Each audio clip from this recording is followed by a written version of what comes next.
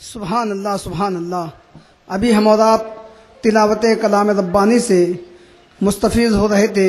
لیجئے بارگاہ رسالت مآب صلی اللہ علیہ وسلم میں ہدیہ نعت پاک پیش کرنے کے لیے میں ایک ننھے نعت خواں محمد علی سے درخواست کرتا ہوں کہ وہ آئیں اور بارگاہ رسالت مآب صلی اللہ علیہ وسلم میں ہدیہ نعت پاک پیش کریں.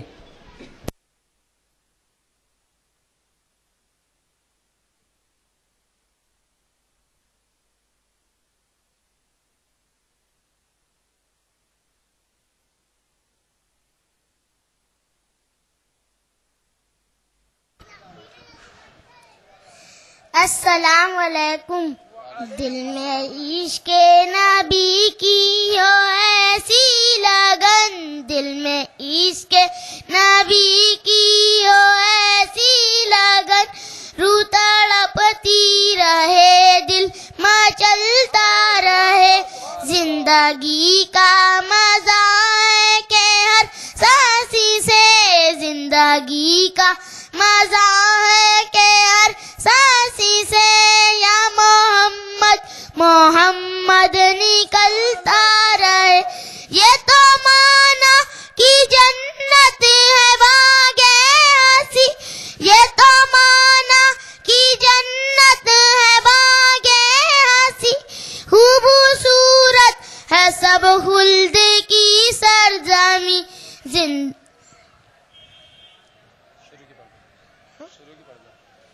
دل میں عشق نبی کی ہو ایسی لگن، دل میں عشق نبی کی ہو ایسی لگن، روح تڑپتی رہے دل مچلتا رہے، زندگی کا مزہ ہے کہ ہر سانسی سے، زندگی کا مزہ ہے کہ ہر سانسی سے، یا محمد محمد نکلتا رہے. یہ تو مانا کی جنت ہے باغِ ہنسی، یہ تو مانا کی جنت ہے باغِ ہنسی، خوبصورت ہے سب خلد کی سرزمین. آیاتوں سے ملاتا رہا آیاتوں سے ملاتا رہا آیاتیں، پھر جو دیکھا تو نعت نبی بن گئی. یا محمد محمد میں کہتا رہا، یا محمد محمد میں کہتا رہا، نوری کی موتیوں کی لڑی بن گئی. دل میں عشق نبی کی ہو ایسی لگن، دل میں عشق نبی کی ہو ایسی لگن، روح تڑپتی رہے دل مچلتا رہے. السلام علیکم.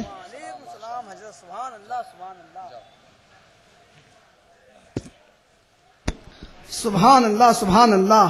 یقیناً بہت ہی نرالے لب و لہجے میں ایک ننھی زبان سے پیارے آقا صلی اللہ علیہ وسلم کی حمد و ثنا سماعت فرما رہے تھے. میں ایک بار پھر اپنے دوست و احباب سے اور بچوں سے درخواست کرتا ہوں کہ ادب و احترام کے ساتھ بیٹھ جائیں.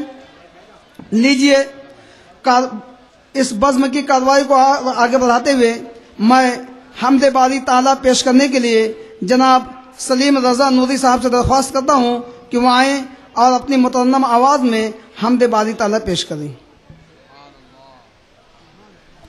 سبحان اللہ. بدود پاک پڑھ اللہ رب اللهم صل على سيدنا مولانا محمد وبارك عليه اپنے بعد محمد صلی اللہ علیہ وسلم. وسلم بڑا اور بلند آواز سے درود پاک کا نذرانہ پیش کر اللہ رب محمد صلی اللہ علیہ وسلم. نحن عباد محمد صلی اللہ علیہ وسلم صلاۃ و سلام علیک یا رسول اللہ صلی اللہ تعالی علیہ وسلم. حمد باری تعالیٰ کے چند اشعار سماعت کریں. یا اللہ یا اللہ اللہ یا اللہ یا اللہ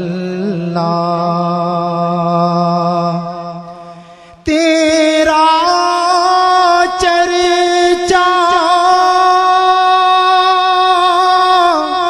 گلی گلی ہے ڈالی ڈالی کلی کلی ہے واصف تیرا ہر گل قمر ہے یا اللہ یا اللہ اللہ یا اللہ یا اللہ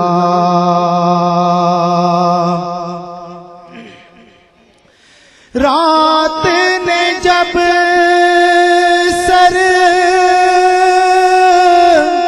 اپنا چھپایا چڑیوں نے یہ ذکر سنایا رات نے جب سر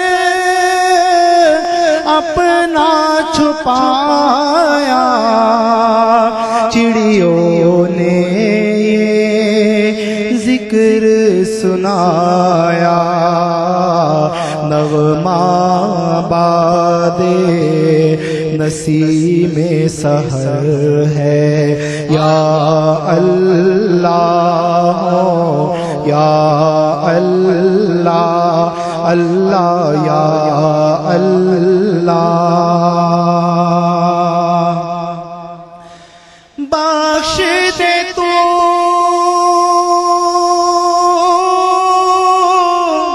ہم سب کو مولا واسطہ تجھے کو اس پیارے کا جو سب نبیوں کا سرور ہے یا اللہ یا اللہ دعوت پاک اللہ رب محمد صلی اللہ علیہ وسلم نحن عباد محمد صلی اللہ علیہ وسلم صلاۃ والسلام علیک یا رسول اللہ صلی اللہ تعالی علیہ وسلم شہزادہ اعلیٰ حضرت علامہ حامد رضا خان رحمۃ اللہ علیہ کا لکھا ہوا ایک بڑا ہی پیارا کلام پیش کر رہا ہوں سنیے سبحان اللہ کے چاند سے ان کے چہرے پر گیسوئے مشک فام دو چاند سے ان کے چہرے پر گیسوئے مشک فام دو دن ہے کھیلا ہوا مگر دن ہے کھیلا ہوا مگر وقت سحر ہے شام دو چاند سے ان کے چہرے پر گیسوئے مشک پام دو ذات حسن حسین ہے عین شبیہ مصطفیٰ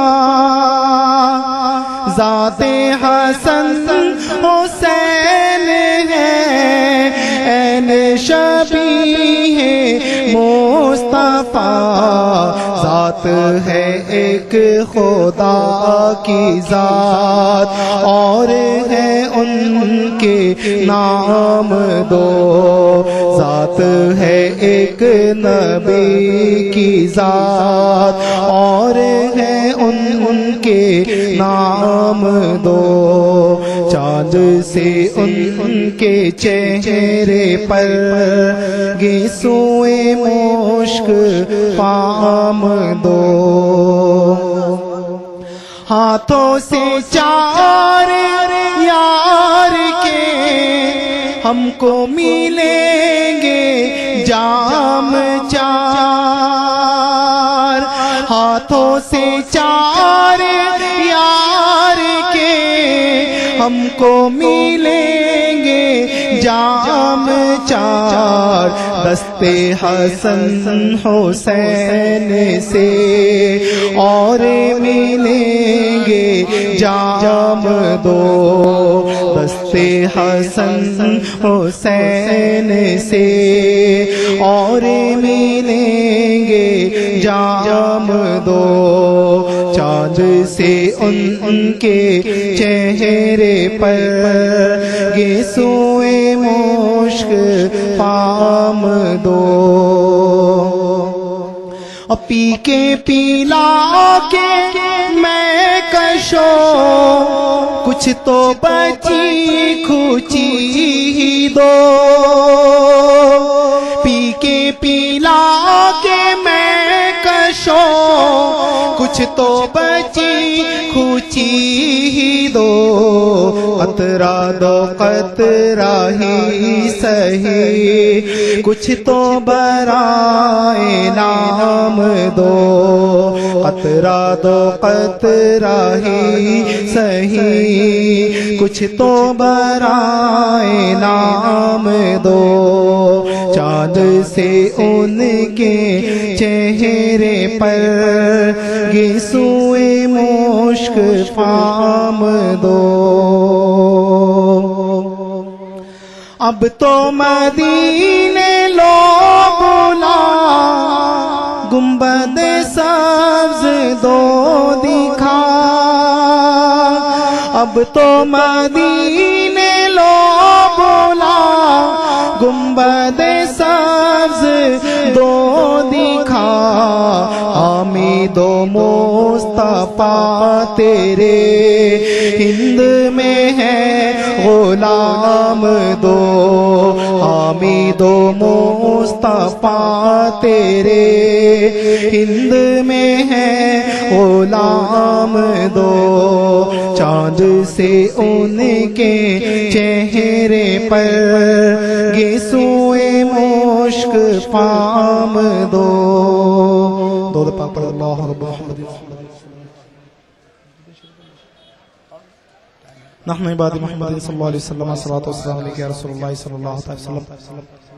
بڑی پیاری نعت پاک کے دو تین اشعار یاد آ گئے، سنیں اور سبحان اللہ کہیں۔ لب پہ صلی علی کے ترانے، لب پہ صلی علی کے ترانے، اشک آنکھوں میں آئے ہوئے ہیں، لب پہ صلی علی کے ترانے، لب پہ صلی علی کے ترانے،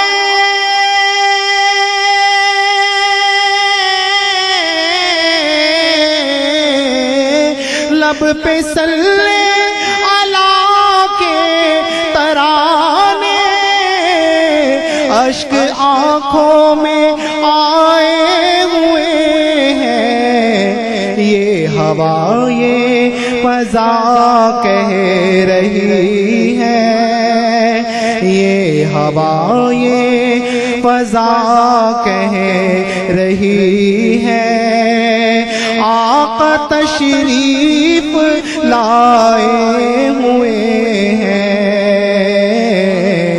یہ ہوا یہ فضا کہہ رہی ہے، آقا تشریف لائے ہوئے ہیں،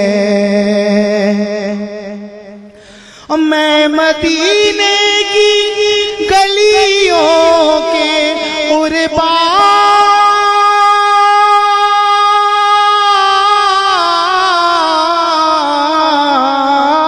میں مدینے کی گلیوں کے قربان نعرہ تکبیر، نعرہ رسالت، علماء اہل سنت، علماء اہل سنت، ذکر شہداء کربلا. سبحان اللہ، سبحان اللہ، ماشاء اللہ. بڑا ہی پیارا شعر حضرت علامہ مولانا سبحان رضا صاحب کی جانب سے پیش کر رہا ہوں. سنے اور جھوم جائے. بڑی ہی پیاری بات کہی شاعری. میں مدینے کی گلیوں کے قربان جن سے گزرے ہیں شاہ دو عالم اس طرح سے مہکتے ہیں رستے، اس طرح سے مہکتے ہیں رستے، عطر جیسے لگائے ہوئے ہیں، اس طرح سے مہکتے ہیں رستے، عطر جیسے لگائے ہوئے ہیں. اب کل حضرت نے ایک بیان کیا تھا کہ قبر میں سرکار دو عالم صلی اللہ علیہ وسلم تشریف لاتے ہیں تو جو بندہ مومن ہوتا ہے اس کے دل کی کیا خواہش ہوتی ہے. سنیں اور جھوم جائے. بڑی پیاری بات شاعر نے کہی. آج پوری ہوئی دل کی حسرت،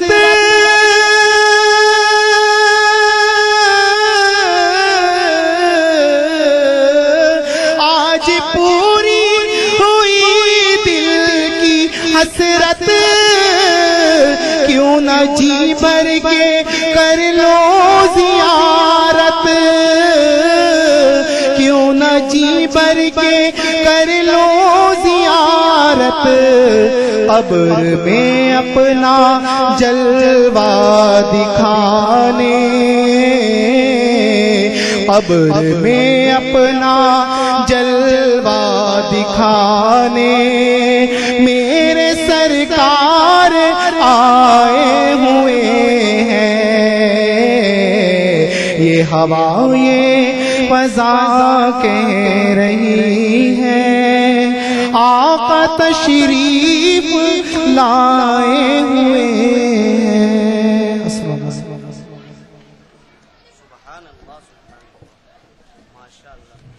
سبحان اللہ، سبحان اللہ. ابھی ہم اور آپ نعت پاک سے محظوظ ہو رہے تھے.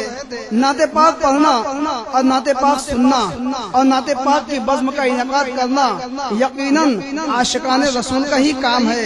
کسی شاعر نے اسی بات کو بہت ہی پیارے انداز میں کہا ہے کہ بزم تصورات سجی تھی ابھی ابھی. سبحان اللہ کہہ دیں.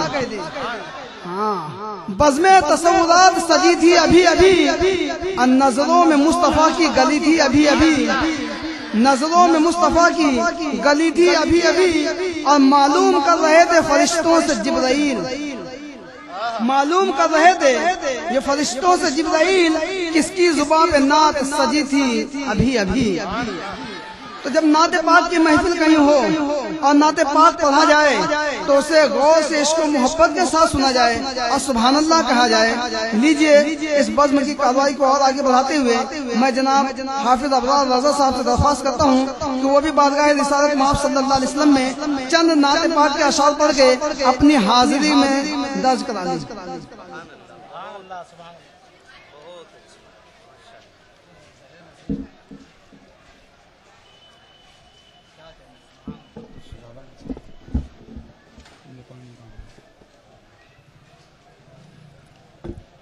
برادران اسلام، السلام علیکم ورحمۃ اللہ وبرکاتہ. ایک مرتبہ بآواز بلند درود پاک پڑھیں. اللہم صلی علی سیدنا و مولانا محمد مبارک علیہ وسلم، صلاۃ و سلاما علیک یا رسول اللہ صلی اللہ تعالی علیہ وسلم. روتے روتے ان کی یاد میں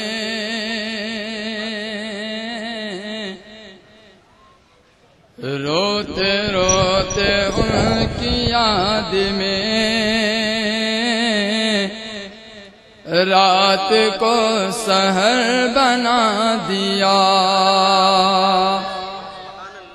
روتے روتے ان کی یاد میں رات کو سحر بنا دیا، روتے روتے ان کی یاد میں رات کو سحر بنا دیا، رات کو سحر بنا دیا، آنسوؤں کی بوند بوند کو قیمتی گوہر بنا دیا، آنسوؤں کی بوند بوند کو قیمتی گوہر بنا دیا، اور ایک تجلیوں کی انجمن ہو گیا ہے نور کا چمن، ایک تجلیوں کی انجمن ہو گیا ہے نور کا چمن، ہو گیا ہے نور کا چمن، جب سے اپنے دل کے باغ کو، جب سے اپنے دل کے باغ کو مصطفیٰ کا گھر بنا لیا، آنسوؤں کی بوند بوند کو قیمتی گوہر بنا دیا۔ نبی پاک صلی اللہ تعالی علیہ وسلم کا اختیار دیکھیں، یہ بھی اختیار دیکھیے اور خدا کا پیار دیکھیے، یہ بھی اختیار دیکھیے اور خدا کا پیار دیکھیے، یہ بھی اختیار دیکھیے، مصطفیٰ سے پیار دیکھیے، مصطفیٰ سے پیار دیکھیے، کہ مصطفیٰ نے رخ جدھر کیا، مصطفیٰ نے رخ جدھر کیا، قبلہ ہی ادھر بنا دیا، آنسوؤں کی بوند بوند کو قیمتی گوہر بنا دیا۔ یہ آخری شعر سماعت فرما لیں۔ کوئی ایسے چومتا نہیں اور بشر بھی جھومتا نہیں، کوئی ایسے چومتا نہیں اور بشر بھی جھومتا نہیں، کوئی ایسے چومتا نہیں اور بشر بھی جھومتا نہیں، اور بشر بھی جھومتا نہیں، اے حجر نبی نے چوم کر، اے حجر نبی نے چوم کر تجھ کو معتبر بنا دیا، آنسوؤں کی بوند بوند کو قیمتی گوہر بنا دیا۔ السلام علیکم۔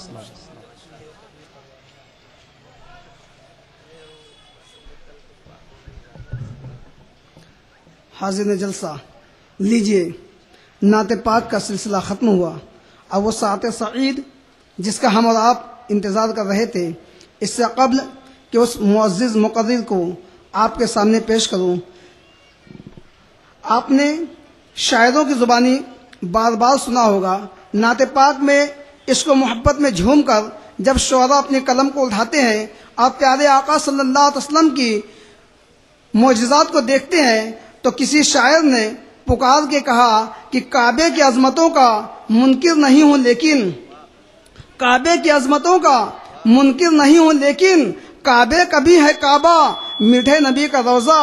اور سید الشعراء حضرت امام احمد رضا فاضل بریلوی رضی اللہ تعالیٰ عنہ جب عشق نبی میں جھومتے ہیں، اب پیارے آقا صلی اللہ علیہ وسلم کی دیار اقدس میں حاضر ہوتے ہیں تو عشق و محبت میں جھوم کر کہتے ہیں، حاجیوں آؤ شہنشاہ کا روضہ دیکھو، حاجیوں آؤ شہنشاہ کا روضہ دیکھو، کعبہ تو دیکھ چکے، کعبے کا بھی کعبہ دیکھو۔ تو لوگ سوچتے ہیں آخر امام نے ایسا کیوں کہہ دیا؟ آئیے ذرا آپ کو بتلاؤں کہ امام احمد رضا فاضل بریلوی رضی اللہ تعالیٰ عنہ نے بہت ہی گہرائیوں سے دیکھ کر واقعات کو اپنی نظروں کے سامنے رکھا ہے، تب کہا ہے حاجیوں آؤ شہنشاہ کا روضہ دیکھو، کعبہ تو دیکھ چکے، کعبے کا بھی کعبہ دیکھو۔ آئیے اس منظر کو اپنی نگاہوں کے سامنے رکھیں۔ کعبہ جس روز فتح ہوا ہے، فتح مکہ ہوا، رسول پاک صلی اللہ تعالی وسلم نے حضرت علی رضی اللہ تعالیٰ عنہ کے ذریعے کعبے کے ایک ایک بت کو گرا دیا۔ جب بتوں سے پاک ہو گیا، پیارے آقا صلی اللہ علیہ وسلم نے حضرت بلال حبشی رضی اللہ تعالیٰ عنہ کو بلایا، اے بلال اذان پکارو۔ کہا آقا کہاں پکاروں؟ کہا کہ چھت پر چلے آؤ۔ کعبے کی چھت پر چڑھ کر جب حضرت بلال اذان پکارنا چاہیں، پیارے آقا صلی اللہ علیہ وسلم کی جانب مخاطب ہوتے ہیں، یا رسول اللہ صلی اللہ علیہ وسلم مکے کی گلیوں میں تھا تو اذان دیتا تھا، آپ کی طرف رخ کر کے اذان دیتا تھا۔ یا رسول اللہ صلی اللہ علیہ وسلم مسجد نبوی میں جب اذان دیتا تھا تو میرا رخ کعبے کی طرف ہوتا تھا۔ یا رسول اللہ صلی اللہ علیہ وسلم اب میں کعبے کے اوپر پڑ گیا ہوں۔ یا رسول اللہ صلی اللہ علیہ وسلم کعبے کی چھت پہ میں چڑھ گیا ہوں۔ یا رسول اللہ صلی اللہ علیہ وسلم اب کدھر رخ کروں؟ میں تو کعبے کے اوپر ہوں، کعبہ میری نگاہوں کے سامنے نہیں ہے۔ یا رسول اللہ صلی اللہ علیہ وسلم اب میں کدھر رخ کر کے اذان دوں؟ پیارے آقا صلی اللہ علیہ وسلم اپنے لبہائے مبارک کو جنبش دیتے ہیں، مسکراتے ہیں، اے بلال تم ہماری طرف دیکھ کے اذان پکار دو۔ اسی بات کو دیکھ کر شاعر اسلام حضرت امام عشق و محبت حضرت امام احمد رضا فاضل بریلوی اسی واقعے کو جب اپنی نگاہوں کے سامنے رکھتے ہیں تو پکار اٹھتے ہیں، حاجیوں آؤ شہنشاہ کا روضہ دیکھو، کعبہ تو دیکھ چکے، کعبے کا بھی کعبہ دیکھو۔ لیجئے وقت کو تو نہ دیتے ہوئے میں اپنے معزز محترم مقرر کو آپ کی سماعتوں کے حوالے ان اشعار کے ساتھ کرتا ہوں کہ اس راز سے واقف زمانے والے خاموش ہو جاتے ہیں، آپ لوگ شاید تھک گئے ہیں۔ اس راز سے واقف ہیں زمانے والے، زندہ ہیں محمد کے گھرانے والے، اب مٹ گئے مٹتے ہیں مٹ جائیں گے آخر، مٹ گئے ملتے ہیں مٹ جائیں گے آخر، شبیر تیرا نام مٹانے والے۔ لیجئے اس معزز مقرر کو آپ کی سماعتوں کے حوالے کروں۔ ایک بار پھر سے بچوں سے بہت ہی ادب و احترام کے ساتھ ملتمس ہوں کہ اس طرف آ جائیں تاکہ دوران گفتگو کوئی ڈسٹرب نہ ہو۔ آ جائے ادھر بہت خاموشی کے ساتھ میں۔ لیجئے اور جو لوگ پیچھے ہیں ذرا سامنے آ جائیں۔ لیجئے حضرت کا استقبال نعرہ تکبیر اور نعرہ رسالت سے فرمائیں۔ نعرہ تکبیر، پیچھے والے لوگ خاموش ہیں۔ نعرہ تکبیر، نعرہ رسالت، علماء اہل سنت، مذہب اسلام۔ آئیے حضرت تشریف لائیں۔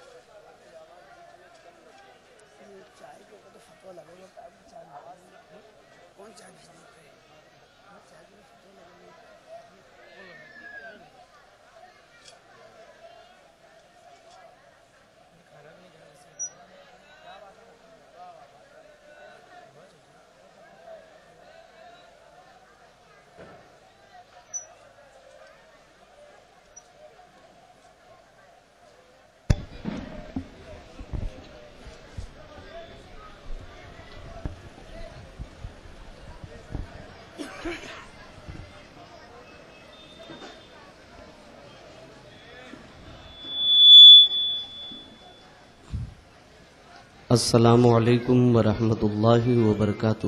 وعلیکم السلام ورحمۃ اللہ وبرکاتہ۔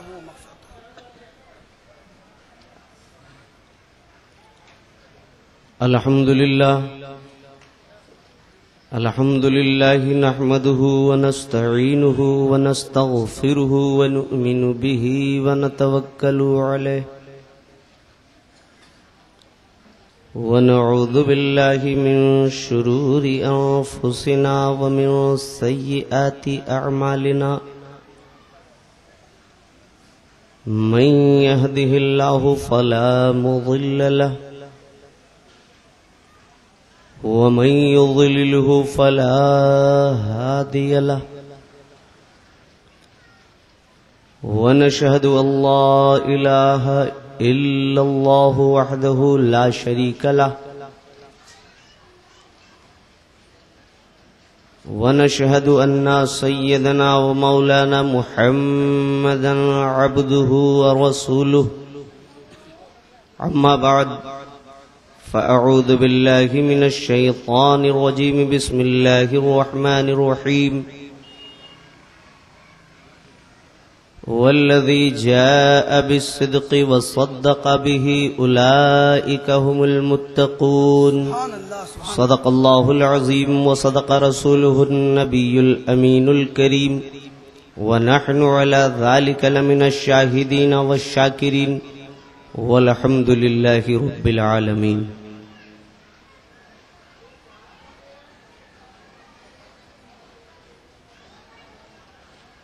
ابھی آپ نے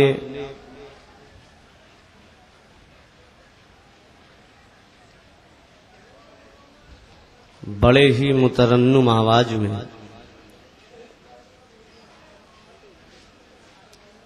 نعت پاک رسول سماعت فرمائے۔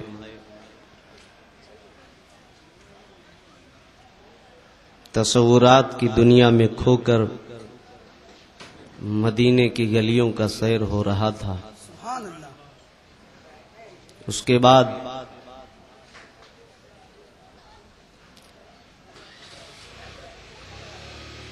گرامی وقار حضرت حافظ و قاری محمد شمیم صاحب قبلہ مد ظلہ العالی نے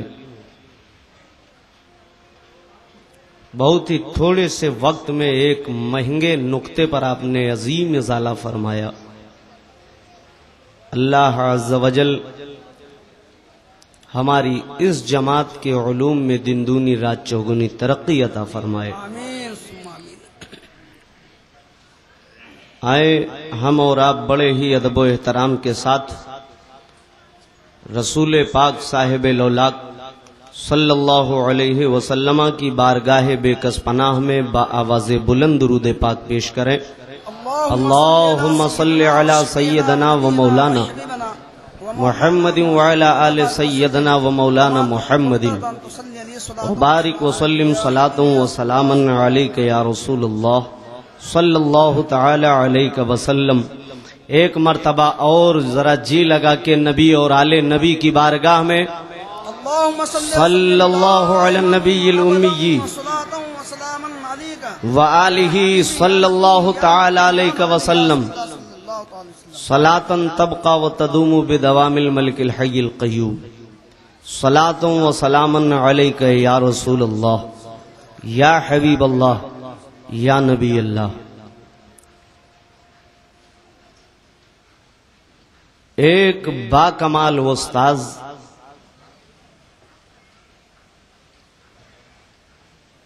جو بے شمار خوبیوں کا مالک ہو، وہ با کمال استاذ جب اپنے شاگردوں میں جن جن خوبیوں کو دیکھتا ہے انہی خوبیوں میں اس شاگرد کو ممتاز بنا دیتا ہے، وصف عطا کرتا ہے۔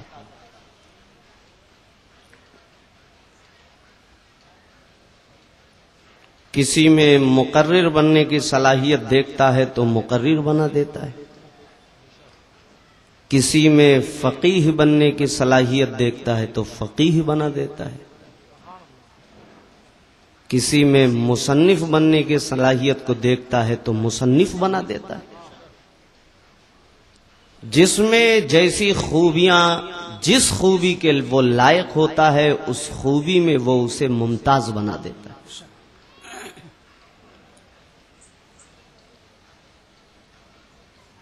رسول پاک صلی اللہ علیہ وسلم نے اپنے اصحاب کرام کو جس خوبی کے لائق دیکھا اسی خوبی میں بے مثال بنا دیا۔ سبحان اللہ، سبحان اللہ۔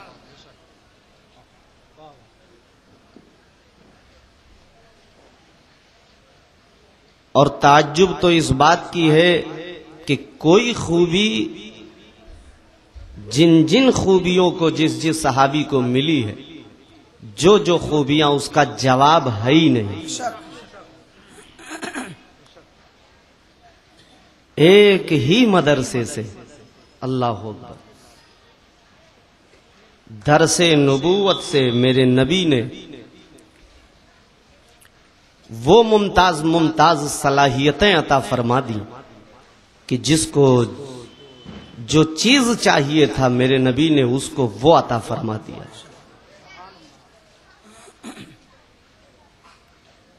حضرت صدیق اکبر رضی اللہ تعالی عنہ صداقت کی دنیا کا میرے نبی نے آپ کو ممتاز بنایا۔ سبحان اللہ۔ اسی لیے اللہ کے رسول صلی اللہ علیہ وسلم ارشاد فرماتے ہیں کہ اللہ تعالی جس پر بھلائی کا ارادہ فرماتا ہے اس کے دل میں میرے صحابہ کی محبت ڈال دیتا ہے، سبحان اللہ، سبحان اللہ۔ میرے صحابہ کی محبت پیدا فرما دیتا ہے۔ اب دیکھیے لا الہ الا اللہ، اس میں 12 حرف، محمد رسول اللہ صلی اللہ علیہ وسلم، اس میں بھی 12 حروف ہیں۔ سبحان اللہ، سبحان اللہ۔ اور آگے بڑھ کے اگر دیکھا جائے تو ابی بکر الصدیق، اس میں بھی 12 حرف ہیں۔ سبحان اللہ۔ اور آگے بڑھ کے اگر دیکھا جائے تو عمر بن الخطاب رضی اللہ تعالی عنہ، اس میں بھی 12 حرف ہیں۔ عثمان ابن عفان، اس میں بھی 12 حرف ہیں۔ سبحان اللہ۔ علی ابن ابی طالب، اس میں بھی 12 حرف ہیں۔ سبحان اللہ، سبحان اللہ۔ یا اللہ، یہ راز کیا ہے، یہ معمہ کیا ہے؟ اللہ کے رسول صلی اللہ علیہ وسلم نے یہ بھی ارشاد فرمایا، خیر القرونی قرنی، یہ حدیث پاک، خیر القرونی قرنی، میرا زمانہ سارے زمانے سے بہتر۔ جو میرے نبی کا زمانہ ہے وہ زمانہ سارے زمانوں میں لاجواب ہے، بے مثال ہے۔ ارے اس زمانے کو سلام جس زمانے میں میرے نبی کی ولادت ہوئی، سبحان اللہ، سبحان اللہ۔ اس دور کو اور اس دور کے صحابہ کو سلام جس دور میں اپنے ماتھے کی نگاہوں سے جلوے رسول کو میرے صحابہ نے دیکھا۔ اور یہ حدیث شریف پر جب میں نے غور کیا، خیر القرونی قرنی، تو لفظ قرنی پر فقہائے کرام نے اپنے علم کی وسعت بکھیری ہے۔ قرنی میں جو لفظ قاف ہے اس سے صدیق اکبر کی ذات، حضرت صدیق قرنی، اور قرنی کا جو رے ہے اس سے حضرت عمر رضی اللہ تعالیٰ عنہ کی ذات مراد، اور نو میں حضرت عثمان غنی، عثمان کی ذات مراد ہے، اور قرنی کے یہ میں حضرت علی کی ذات مراد ہے۔ تو اب خیر، اللہ کے نبی نے جو فرمایا ہے خیر القرونی قرنی، اس میں یہ شبہ بھی ظاہر ہو گیا، جو چھپی بات تھی وہ یہ واضح ہو رہی ہے کہ میرا بھی زمانہ بہتر ہے اور میرے چاروں خلفاء کا بھی زمانہ بہتر ہے، میرے چاروں خلفائے راشدین کا بھی زمانہ سب سے افضل ہے، لاجواب ہے۔ بے مثال ہے. تو وہ جیسا میں نے آپ کو بتایا تھا کہ اللہ کے رسول صلی اللہ علیہ وسلم ظاہری طور پر آپ نے پردہ فرمایا.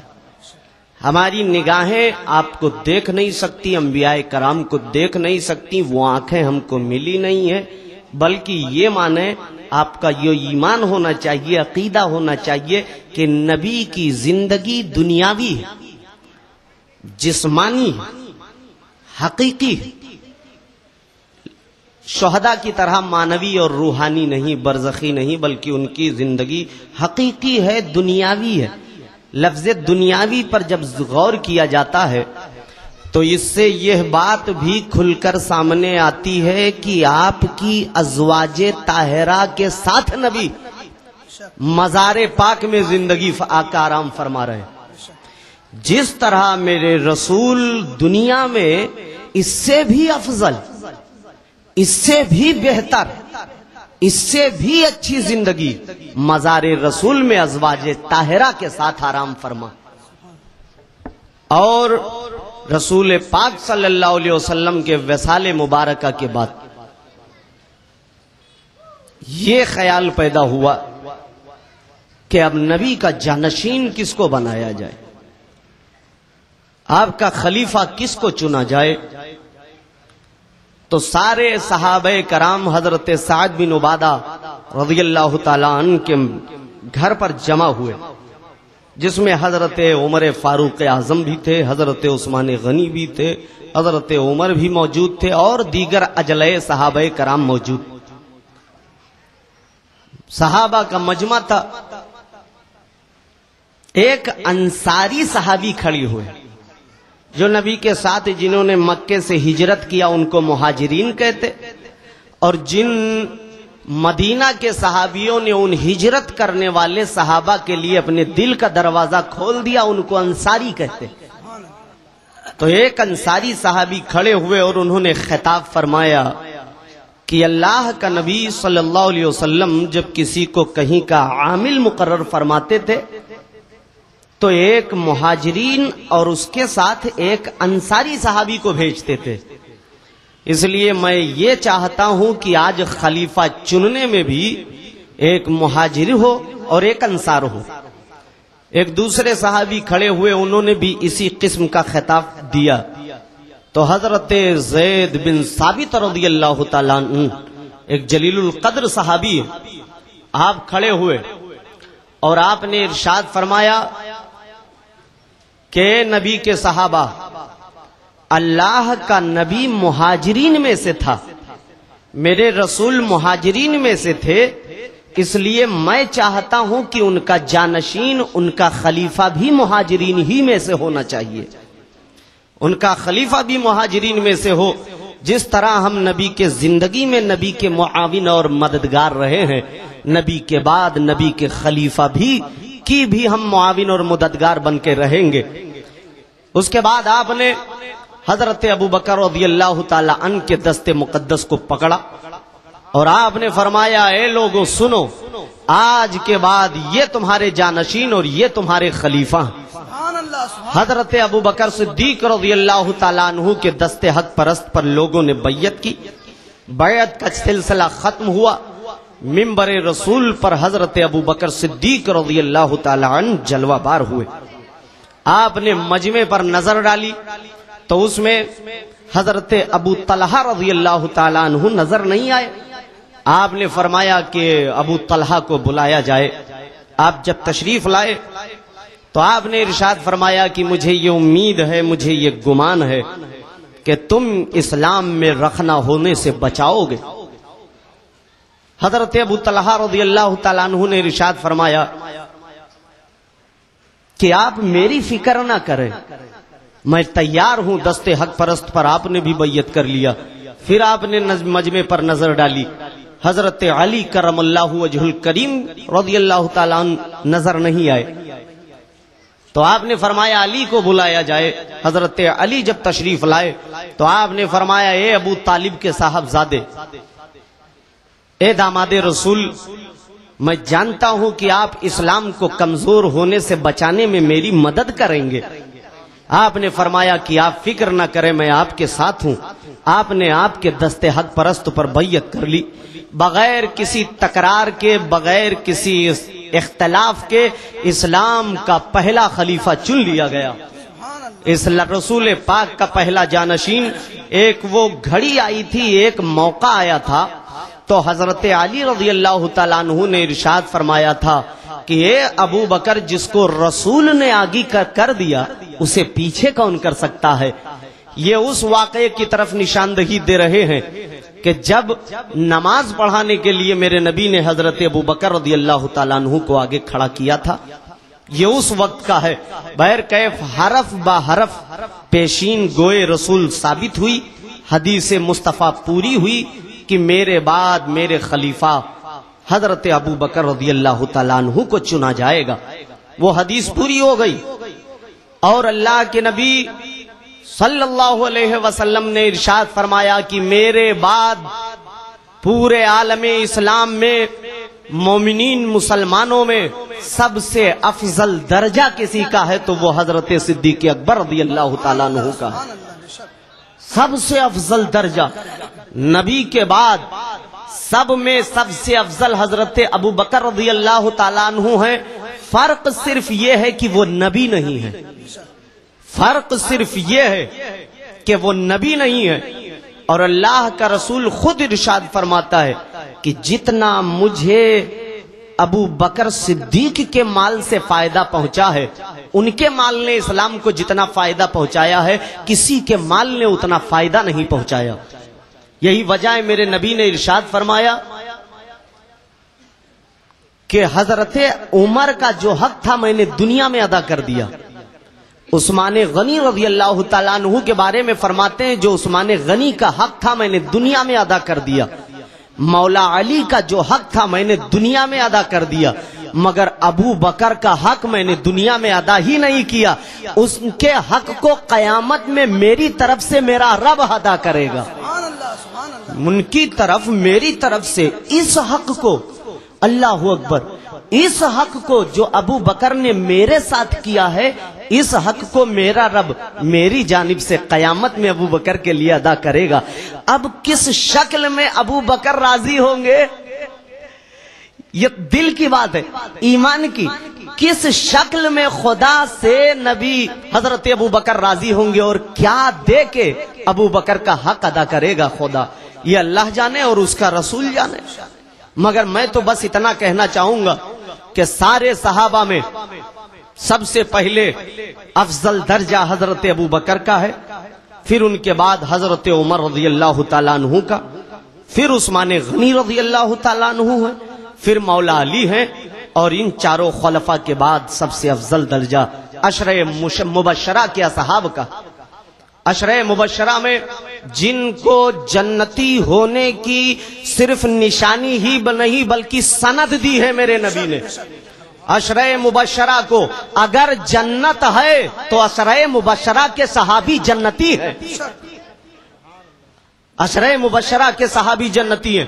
پھر ان کے بعد افضل درجہ آتا ہے بدر کے صحابیوں کا، جو بدر کے میدان میں جنہوں نے کفاروں سے جہاد کیا، اس کے بعد احد میں جو لڑنے والے صحابیوں کا، اس کے بعد بیعت رضوان کے، اور ان کے بعد صحابہ میں افضل وہ جماعت ہے جنہوں نے دو قبلہ کی طرف منہ کر کے نماز پڑھی ہو۔ دونوں قبلہ کی نماز جس کو میسر ہوئی وہ افضل ہے۔ مگر میں آپ کو بتاؤں، حضرت ابو بکر رضی اللہ تعالی عنہ یہ صداقت کے ساتھ سال بے مثال سخاوت بھی رکھتے تھے، بے مثال سخی۔ تبھی تو میرے نبی فرماتے ہیں کہ ان کے مال سے اسلام کو بہت فائدہ پہنچا، مجھ کو بہت فائدہ پہنچا۔ حضرت عمر فاروق اعظم رضی اللہ تعالیٰ عنہ اکثر سوچا کرتے تھے کہ ہر بار جب نبی اسلام کو ضرورت پیش آتی ہے، جب صحابہ اپنے اپنے گھروں سے کچھ مال بارگاہ رسول میں جمع کرتے ہیں، تو ہر بار حضرت ابو بکر صدیق مال میں ہم سے سبقت لے جاتے، ہم سے آگے ہو جاتے۔ مگر اب کی انشاءاللہ میں ان سے آگے جاؤں گا۔ خدا کرے کہ یہ جذبہ ہر امتی کو اللہ تعالیٰ اپنے نبی کے صدقے عطا فرمائے۔ خدا کرے کہ یہی جذبہ ہو. اگر یہ جذبہ پیدا ہو جائے تو یہ پریشانیاں جو مساجدوں میں مدارسوں میں آج ہمارے ساتھ آ رہی ہیں انشاءاللہ یہ کمزوری دور ہو جائے گی. یہ ان کا جذبہ دیکھو. حضرت عمر فرماتے ہیں کہ میں اب کی آگے نہیں جانے دوں گا. اب جب وقت آیا مال کو, اسلام کو مال کی ضرورت پیش آئی تو حضرت عمر رضی اللہ تعالیٰ عنہ اپنے گھر گئے اور گھر میں جتنا مال تھا سب کو اکٹھا کیا. سب کو اکٹھا کرنے کے بعد میں آپ نے آدھا حصہ کیا, 2 حصے کے, ایک حصہ گھر میں چھوڑا اور ایک حصے کو بارگاہ رسول میں پیش کر دیا. بارگاہ رسول میں جب رکھا تو سوچنے لگے آج حضرت ابو بکر صدیق ہم سے آگے نہیں جا سکتے. آج میں نے آدھا گھر کا حصہ راہ فی سبیل میں دے دیا ہے. اور دیکھنا کیا تھا کہ دیکھتے دیکھتے حضرت ابو بکر صدیق اپنے کرتے لباس پاک کے دامن میں جو کچھ تھا لیے چلے آ رہے ہیں. اللہ کے نبی نے پوچھا ابو بکر کیا لائے؟ کہا آپ کی محبت میں گھر میں کچھ نہیں چھوڑا, سب لے کے چلے آئے, سب لے کے چلے آئے. تو کہا گھر کے لیے؟ کہا گھر کے لیے سرکار اللہ اور اس کا رسول کافی ہے, میرے خدا اور میرے نبی کا نام کافی ہے. جب پیش کیا مال کو, حدیث پاک ہے بخاری شریف کی, جس وقت پیش کیا مال کو حضرت ابو بکر رضی اللہ تعالیٰ عنہ نے, اس وقت اپنے جسم پاک پر کمبل اوڑھے ہوئے تھے, کمبل ڈالے ہوئے تھے اور بٹن کی جگہ پر بیر کے کانٹے لگے تھے. اللہ اکبر. بٹن کے جگہ پر بیر کے کانٹے لگے تھے. پیش کیا, بارگاہ حضور میں رہے, اس کے بعد اٹھ کے چلے گئے. سید الملائکہ سیدنا جبریل علیہ السلام حاضر ہوئے. صلاۃ و سلام کا ہدیہ پیش کرنے کے بعد میں آج بڑے خوش ہیں, مسکرا رہے ہیں. لبے جبریل پہ مسکراہٹ کھیل رہی ہے. میرے نبی نے مسکرانے کی وجہ پوچھی تو حضرت جبریل علیہ السلام نے فرمایا کہ آپ کی بارگاہ میں حضرت ابو بکر کے آنے کی ادا اس قدر میرے رب کو پسند آ گئی کہ نظر نبوت اٹھا کے دیکھیں, آسمان کے فرشتے اسی رنگ میں رنگ گئے ہیں جس رنگ میں خدا کا نبی کا صدیق رنگا ہوا تھا. نعرہ تکبیر, نعرہ رسالت, علماء اہل سنت. سبحان اللہ. وہی لباس, وہی کمبل آج جو ہے محبت صدیق میں ہر ملائک زیبتن کیے ہوئے ہیں. یہ عشق ہے, یہ جذبہ ہے حضرت صدیق اکبر رضی اللہ تعالیٰ عنہ کا. تبھی تو میرے نبی ارشاد فرمائے, بارگاہ رسول میں حاضر تھے, بیٹھے بیٹھے جذبہ کرم پھوٹ پڑا اور چشمے کرم کا دریا بہنے لگا. میرے نبی نے فرمایا ابو بکر گھبراؤ مت, میری امت میں جنت میں سب سے پہلے تم جاؤ گے, جنت میں سب سے پہلے تم جاؤ گے. یہ سند ہی نہیں بلکہ ادھیکار بھی دے دیا.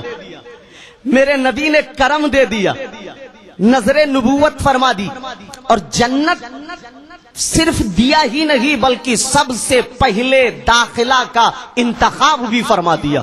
یہ اشرفیت, یہ افضلیت, یہ اولیت حضرت ابو بکر صدیق کو میرے نبی نے عطا کر دی. میں نے عالم خیال میں پوچھا سرکار جنت تو خدا نے بنائی, بانٹ آپ کیوں رہے ہیں؟ جنت تو خدا کی ہے, بنائی اس نے, بانٹتے آپ کیوں ہے؟ تو ایک جذبہ میرے خیال میں آ گیا کہ جب حضرت آدم علیہ السلام کے نگاہ نبوت جب اٹھی تو جنت میں انہوں نے دیکھا کہ جنت کے ہر دیوار پر لا الہ الا اللہ محمد الرسول اللہ, ہر پتے پر, ہر جگہ پر لا الہ الا اللہ محمد الرسول اللہ کندہ ہے, لکھا ہوا ہے. میرے دوست جب ہم مکان بناتے ہیں تو مکان کے دروازے پر اپنا نام اس لیے لکھ دیتے ہیں تاکہ یہ سمجھ جائے محمد سعید منزل, تو سمجھ میں آ گیا کہ محمد سعید کا یہ مکان ہے. عبد الرحیم منزل, سمجھ میں آ گیا کہ عبد الرحیم کا مکان ہے. عبد الکریم منزل, عبد الکریم کا مکان ہے.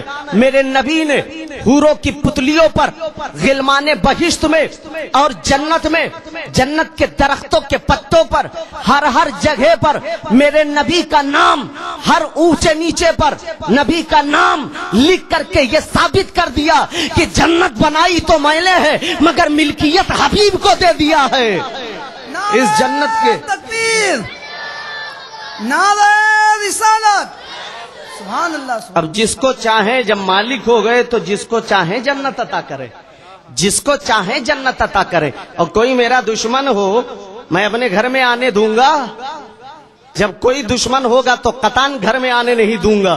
میرے دوست وہ جنت پر میرے نبی کی ملکیت ہے، وہ جنت بانٹ رہے ہیں، تم جسے چاہو عطا کر دو۔ یہ صدقہ، یہ کرم ہے خدا کا آپ پر، یہ فضیلت ہے آپ کی۔ آؤ میں آپ کو بتاتا ہوں کہ جیسا ایمان حضرت ابو بکر صدیق رضی اللہ تعالیٰ عنہ کا ہے ایسا ایمان کسی کا نہیں۔ جو ایمان کا درجہ حضرت ابو بکر صدیق کو حاصل ہے، ایمان میں جو کمال، جو درجہ حضرت ابو بکر کو ملا ہے وہ کسی کو نہیں، اس لیے کہ سب کا ایمان اور ہے، ابو بکر کا ایمان اور ہے۔ آپ کا ایمان کامل و اکمل، آپ کا ایمان سب سے افضل، آپ کا ایمان سب سے اونچا درجہ رکھتا ہے۔ اس کے لیے حدیثوں کی بہت ساری روایات بھی واقع ہیں، بہت سارے واقعات بھی ملتے ہیں۔ میں آپ کو نشاندہی کروا دوں کہ وہ صلح حدیبیہ کے موقع پر تمام شرطوں میں ایک شرط صلح حدیبیہ میں یہ بھی رکھی گئی تھی، کفار مکہ سے، مدینہ سے جب صلح ہوا تھا صلح حدیبیہ کے موقع پر، تو تمام شرطوں میں ایک شرط یہ بھی رکھی گئی تھی کہ مدینہ کا کوئی مسلمان اگر مکہ چلا گیا تو اس کو واپس مکے سے آنے نہیں دیا جائے گا، اور اگر کوئی مکے کا مسلمان ہو یا کافر مدینہ چلا گیا تو اس کو چھوڑنا پڑے گا، اس کو آزاد کرنا پڑے گا، اس کو رہا کرنا پڑے گا۔ ابھی یہ معاہدہ بن ہی رہا تھا، طرفین کے دستخط بھی نہیں ہوئے تھے کہ حضرت ابو جندل رضی اللہ تعالی عنہ جو مسلمان ہو چکے تھے، صحابی کا درجہ رکھتے ہیں، یہ مکے سے گرتے پڑتے، ان کے ہاتھ اور پیر میں بیڑیاں پڑی ہوئی تھی، سمیٹتے گھسیٹتے حدیبیہ کے میدان میں مسلمانوں کے درمیان پہنچ گئے۔ مسلمانوں کے درمیان جب پہنچے تو ان کا باپ ایمان نہیں لایا تھا، سہیل بن عمرو نام، اس نے کہا مسلمان رسول پاک صلی اللہ علیہ وسلم سے کہ ابو جندل کو میرے حوالے کر دیا جائے، تو میرے نبی نے فرمایا ابھی دستخط بھی نہیں ہوئے، معاہدہ تیار بھی نہیں ہوا، اور یہ قانون تو معاہدہ کے تیار ہو جانے کے بعد لاگو ہوتا ہے۔ تو اس نے کہا بھڑک کر کے کہ جاؤ پھر ہم معاہدہ توڑتے ہیں، صلح نہیں کریں گے۔ میرے نبی خاموش ہو گئے، مگر جب حضرت ابو جندل نے جان لیا کہ اب کوئی چارہ نہیں ہے، مجھے پھر کافروں کے جھرمٹ میں واپس بھیجا جائے گا، تو وہ اپنے جسموں پر کفاروں کے پڑے ہوئے مار کو دکھاتے اور کہتے او لوگوں میں تو مسلمان ہو چکا ہوں، پھر کافروں کے پاس مجھے کیوں بھیجا جا رہا ہے؟ اس نرمی کو دیکھ کر حضرت عمر فاروق اعظم رضی اللہ تعالیٰ عنہ غصے میں آ گئے اور جلال میں آ کر کے جذبے کو تھام نہ پائے، بارگاہ رسول میں حاضر ہو گئے اور انہوں نے عرض کیا سرکار کیا آپ اللہ کے برحق نبی نہیں ہیں؟ آپ نے فرمایا بے شک ہم خدا کے برحق رسول ہیں۔ آپ نے پھر سوال کیا یا نبی اللہ کیا ہم حق پر اور کفار ابطال پر نہیں ہیں؟ آپ نے فرمایا بے شک میں اور میری جماعت سچائی پر ہیں، صداقت پہ ہے، ہم راہ حق پہ ہیں، وہ باطل پہ ہیں۔ تو حضرت عمر نے فرمایا جب سرکار جب ہم سچائی پر ہیں تو دب کر فیصلہ کیوں کر رہے ہیں، دب کر صلح کیوں کر رہے ہیں؟ حضرت نبی کائنات صلی اللہ علیہ وسلم نے ارشاد فرمایا دیکھو ہم خدا کے برحق رسول ہیں، اس خدا کی مرضی کے بغیر ایک قدم ہم نہیں کر سکتے، ہمیں اس رب کی ذات پر بھروسہ ہے، وہی میرا معاون اور مددگار ہے۔ یہ یہاں سے اٹھے سیدنا صدیق اکبر رضی اللہ تعالیٰ عنہ کے پاس پہنچے اور یہی سوال ان کی بارگاہ میں پیش کیا حضرت عمر نے، تو حضرت صدیق اکبر نے جواب کیا دیا سنو سنو عمر، نبی کے دامن کو پکڑے رہو، ان کے دامن سے ہٹنے کی کوشش مت کرنا، وہ جو بھی کہہ رہے ہیں سچ کہہ دے رہے ہیں کیونکہ خدا کے برحق رسول ہے، تو سب کا ایمان اور ہے، حضرت ابو بکر کا ایمان اور ہے، سب کا ایمان اور ہے، حضرت ابو بکر کا ایمان کچھ اور ہے۔ میں آپ کو بتاؤں کہ معراج کی صبح میرے رسول جب معراج سے واپس تشریف لائے تو جیسے صبح ہوئی اللہ کے رسول صلی اللہ علیہ وسلم سے ابو جہل سامنے مل گئے۔ میرے نبی نے فرمایا ابو جہل سے کہ معراج ہو گئی۔ اللہ کے رسول نے معراج کا تذکرہ اپنے کسی صحابی سے پہلے نہیں کیا، اس لیے کہ میرے نبی تو جانتے ہی تھے کہ صحابی مان کر ہی تو صحابی ہوا، صحابی مان کر ہی تو صحابی بنتا ہے، منوانا اس سے ہے جو نہ مانتا ہو۔ اسی لیے میرے نبی نے سب سے پہلے معراج کا تذکرہ کیا بھی تو ابو جہل سے، اور فرمایا معراج ہو گئی۔ کہا کیسے؟ میرے نبی نے فرمایا میں رات ہی رات گیا اور واپس آیا بھی، توجہ، میں راتوں رات گیا اور واپس آیا بھی۔ ارے ایک رات میں گئے بھی اور واپس بھی آ گئے؟ کہا ایک رات میں نہیں، ایک آن میں میں گیا اور یہ اسی آن میں واپس آ گیا۔ تو یہ دوڑا دوڑا ابو جہل گیا حضرت ابو بکر صدیق رضی اللہ تعالیٰ عنہ کے پاس اور کہنے لگا اے ابو بکر، ایک آدمی راتوں رات چلا جائے اوپر لامکہ میں اور وہی ساتھ واپس آ جائے، یہ ہو سکتا ہے؟ تو حضرت ابو بکر نے فرمایا ناممکن، نہیں ہو سکتا۔ تو کہا پھر تیرے نبی تو کہہ رہے ہیں۔ حضرت ابو بکر نے فرمایا اچھا میرے نبی کہہ رہے ہیں تب یقیناً بات سچی ہے۔ تو سب کا ایمان اور ہے، حضرت ابو بکر کا ایمان کا اور ہے۔ بدر کا وہ مقام یاد کرو کہ جب بدر کی دھرتی پر باپ کافروں کی طرف سے ہوتا تھا، بیٹا نبی کی طرف سے، باپ نبی کی طرف سے تھا، بیٹا کافروں کی طرف سے۔ فیصلے کی گھڑی تھی، وقت آ گیا تھا کہ اگر نبی کا دوست ہے، نبی کا صحابی ہے اور بیٹا ہے، اور اگر اس کی تلوار میں کافروں کی طرف سے اس کا باپ آ جائے تو پرواہ نہیں کرتا تھا۔ وہ فیصلے کی گھڑی تھی۔ حضرت عبد الرحمن ابن ابی بکر رضی اللہ تعالیٰ عنہ یہ بھی موجود تھے، مگر حضرت ابو بکر نبی کی طرف سے، بیٹا کافروں کی طرف سے، کیا نصیب ہے۔ مگر بعد میں ایمان لائے، جلیل القدر صحابیت کا درجہ۔ مگر میں آپ کو بتاؤں کہ یہ نبی کی طرف سے اور بیٹا کافروں کی طرف سے۔ کچھ دنوں کے بعد جب ایمان لائے، ایمان لانے کے بعد میں بیٹے اور باپ اکٹھا بیٹھے، گفتگو شروع ہو گئی تو آپ نے فرمایا حضرت عبد الرحمن نے، اے والد گرامی وقار، آپ بدر کی لڑائی میں نبی کی طرف سے اور میں کافروں کی طرف سے تھا، اور کئی بار آپ میری تلوار کے زد میں آ گئے تھے، مگر شفقت پدری مجھ پہ غالب آ گئی۔ باپ کی شفقت سمجھ کے میں تلوار کو ہٹا لیتا تھا، تو باپ سیدنا ابو بکر نے جواب دیا، بیٹا جب تو کافروں کی طرف سے تھا اور میں نبی کی طرف سے تھا، تیری تلوار کے زد میں میرا سر آتا تھا، تو باپ سمجھ کے چھوڑ دیتا تھا، مگر اسی وقت پاسا پلٹ جاتا۔ اگر تو میرے تلوار کے سائے میں آ جاتا تو دشمن رسول سمجھ کے تجھے قتل کر دیتا، تجھے دشمن نبی سمجھ کے قتل کر دیتا۔ تو سب کا ایمان اور ہے۔ حضرت ابو بکر صدیق رضی اللہ تعالیٰ عنہ کا ایمان کچھ اور ہے۔ میں آپ کو بتاؤں کہ سارے مسلمانان عالم سب کے ایمان کو ایک پلڑے میں رکھا جائے اور حضرت ابو بکر رضی اللہ تعالیٰ عنہ کے ایمان کو ایک پلڑے میں رکھا جائے تو جس پلڑے میں ابو بکر صدیق کا ایمان ہوگا، خدا کی قسم وہ پلڑا بھاری ہو جائے گا۔ یہ حضرت ابو بکر رضی اللہ تعالیٰ عنہ کا ایمان ہے، یہ ان کا جذبہ ہے، یہ ان کی محبت ہے۔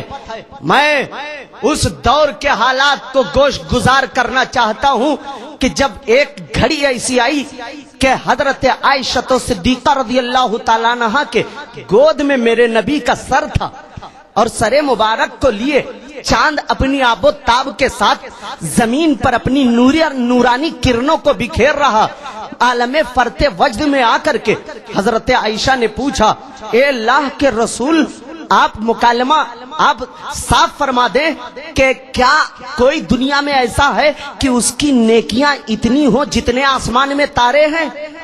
जितने आसमान में तारे हैं क्या किसी की नेकी है ऐसी? आपने फरमाया हाँ, वो हजरत उमर रज़ी अल्लाह ताला अन्हु की जाते पाक है कि आसमान में जितने तारे, अल्लाह अकबर, इसका मतलब ये है कि मेरा नबी तारों को भी जानता है, ये मेरे नबी का इल्मे गैब है। तभी तो तशबीह कर रहे हैं कि आसमान में जितने तारे हैं उतनी उम्र की नेकी। तो आपने पूछा फिर मेरे अब्बा हुजूर की नेकी? हजरत आयशा फरमाती है फिर मेरे अब्बा हुजूर अबू बकर की नेकी। तो आपने क्या हंसी जवाब दिया था कि उमर के जिंदगी की सारी नेकी अबू बकर के एक नेकी के बराबर है। हजरत अबू बकर की एक नेकी के बराबर है। जब एक नेकी का ये हाल है तो जिंदगी भर के नेकियों का क्या आलम होगा। इसीलिए जब कभी भी हजरत उमर रज़ी अल्लाह ताला अन्हु को ख्याल आता तो रो करके यही फरमाते कि काश मेरी जिंदगी की सारी नेकी उमर के एक दिन के नेकी के बराबर हो जाती।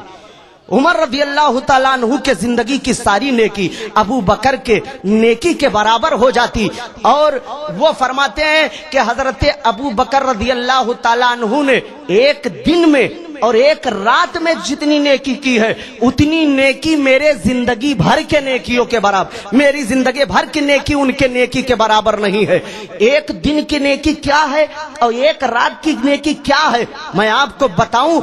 एक दिन की नेकी तो ये है कि जब नबी का वफात हो गया, मुनकिरीने ज़कात पैदा हो गए, ज़कात देने से इनकार कर दिया, तो हजरत नबी करीम सल्लल्लाहु अलैहि वसल्लम के खलीफा अबू बकर रज़ी अल्लाह ताला अन्हु ने फरमाया कि अगर ऊंट की रस्सी भर ज़कात देते थे नबी की बारगाह में, और अब अगर देने से इनकार करे तो हम उनसे जंग करेंगे, हम उनसे जिहाद करेंगे। हजरत उमर ने जब सुना तो उन्होंने फरमाया या खलीफतुल मुस्लिमीन, ए अमीरुल मोमिनीन, इस वक्त जंग का वक्त नहीं है, इस वक्त नरमी का वक्त है, इस वक्त मोहब्बत करने का वक्त है, आवाम से उल्फत से पेश आइए। हजरत अबू बकर ने फरमाया उमर तुमको क्या हो गया है, तुमको क्या हो गया है, तुम तो ईमान लाने से पहले बड़े कड़ियल थे, बड़े बहादुर थे, बड़े सख्त गिर थे, मगर कलमा पढ़ने के बाद कहीं तुम बुज़दिल तो नहीं हो गए हो, कहीं तुमने नरमी तो नहीं आ गई है। अरे क्या नबी पर वही आना बंद हो गया, अल्लाह के रसूल का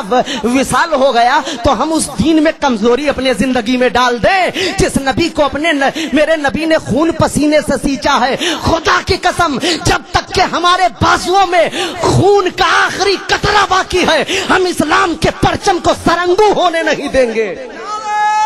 तकबीर, नारे रिसालत, मज़हबे इस्लाम, सुभान अल्लाह। ये हजरत अबू बकर सिद्दीक रज़ी अल्लाह ताला अन्हु का ईमान था। एक तो ये दिन का अमल है और रात का अमल बताऊं, रात का अमल हजरत उमर ये निशानदही फरमाते हैं, आप फरमाते हैं एक वो वक्त आया था कि जब हजरत रसूल कायनात सल्लल्लाहु अलैहि वसल्लम ने हजरत अबू बकर से फरमाया ए अबू बकर, एक रात ऐसी आने वाली है कि जिस रात में मैं तुम्हारे दरवाजे की कुंडी खटखटाऊंगा। एक रात ऐसी आएगी कि जिस रात में मैं तुम्हारे दरवाजे की कुंडी खटखटाऊंगा। ये तो हजरत अबू बकर ने सुन लिया, घर चले गए। वक्त आया मौके हिजरत का, कई दिन गुजर गया। उसके बाद जब हिजरत की शब आई, हिजरत की शब में मेरे नबी ने अपने हुजरे से हिजरत किया और गए, क्योंकि साथ हजरत अबू बकर को भी लेने का हुक्म था। हजरत अबू बकर को जब साथ लेने के लिए आपके घर पे तशरीफ ले गए, पहली दस्तक दी, मेरे नबी ने पहली आवाज दी, उठ करके हजरत अबू बकर ने दरवाजा खोल दिया। रात की तारीकी, सन्नाटे का आलम, आधा हिस्सा गुजर चुका रात का और हर इंसान अपने बिस्तर पर सो रहा है। ए अबू बकर, इस रात में तुमने पहले ही आवाज में दरवाजा कैसे खोल दिया? तो जवाब सुनो, आप इश्क में जवाब देते हैं। मेरे सरकार, जिस दिन आपने फरमाया था कि एक रात में तुम्हारे दरवाजे की कुंडी खटखटाऊंगा, मेरे सरकार उसी रात से मेरे आंखों में सोने के लिए नींद नहीं आई है। उसी रात से मेरे आंखों में नींद नहीं आई कि कहीं नबी दरवाजे पर तशरीफ लाए, आवाज दे और पहली आवाज में दरवाजा न खोलूं तो इश्क बेजार होगा, इश्क मेरा रुसवा हो जाएगा। इसीलिए आपने दरवाजा खोल दिया। वो मौके हिजरत था। आप तो समझते हैं کہ کفاروں نے چاروں طرف سے میٹنگ بنائی اور میٹنگ بنانے کے بعد میں قتل رسول کی وہ تاریخ وہ رات تھی. کفاروں نے قتل کرنا چاہا تھا اور اللہ کے رسول صلی اللہ علیہ وسلم حجرے میں چاروں طرف سے حجرے کا محاصرہ کیا جا چکا ہے, گھیر لیے ہیں. اللہ کے رسول صلی اللہ علیہ وسلم حضرت صدیق اکبر کو لے کے باہر نکلے اور باہر نکلنے کے بعد میں آپ نے کنکری لی. سبحان اللہ, آپ نے کنکری لی, ان کافروں کی طرف پھینک دیا.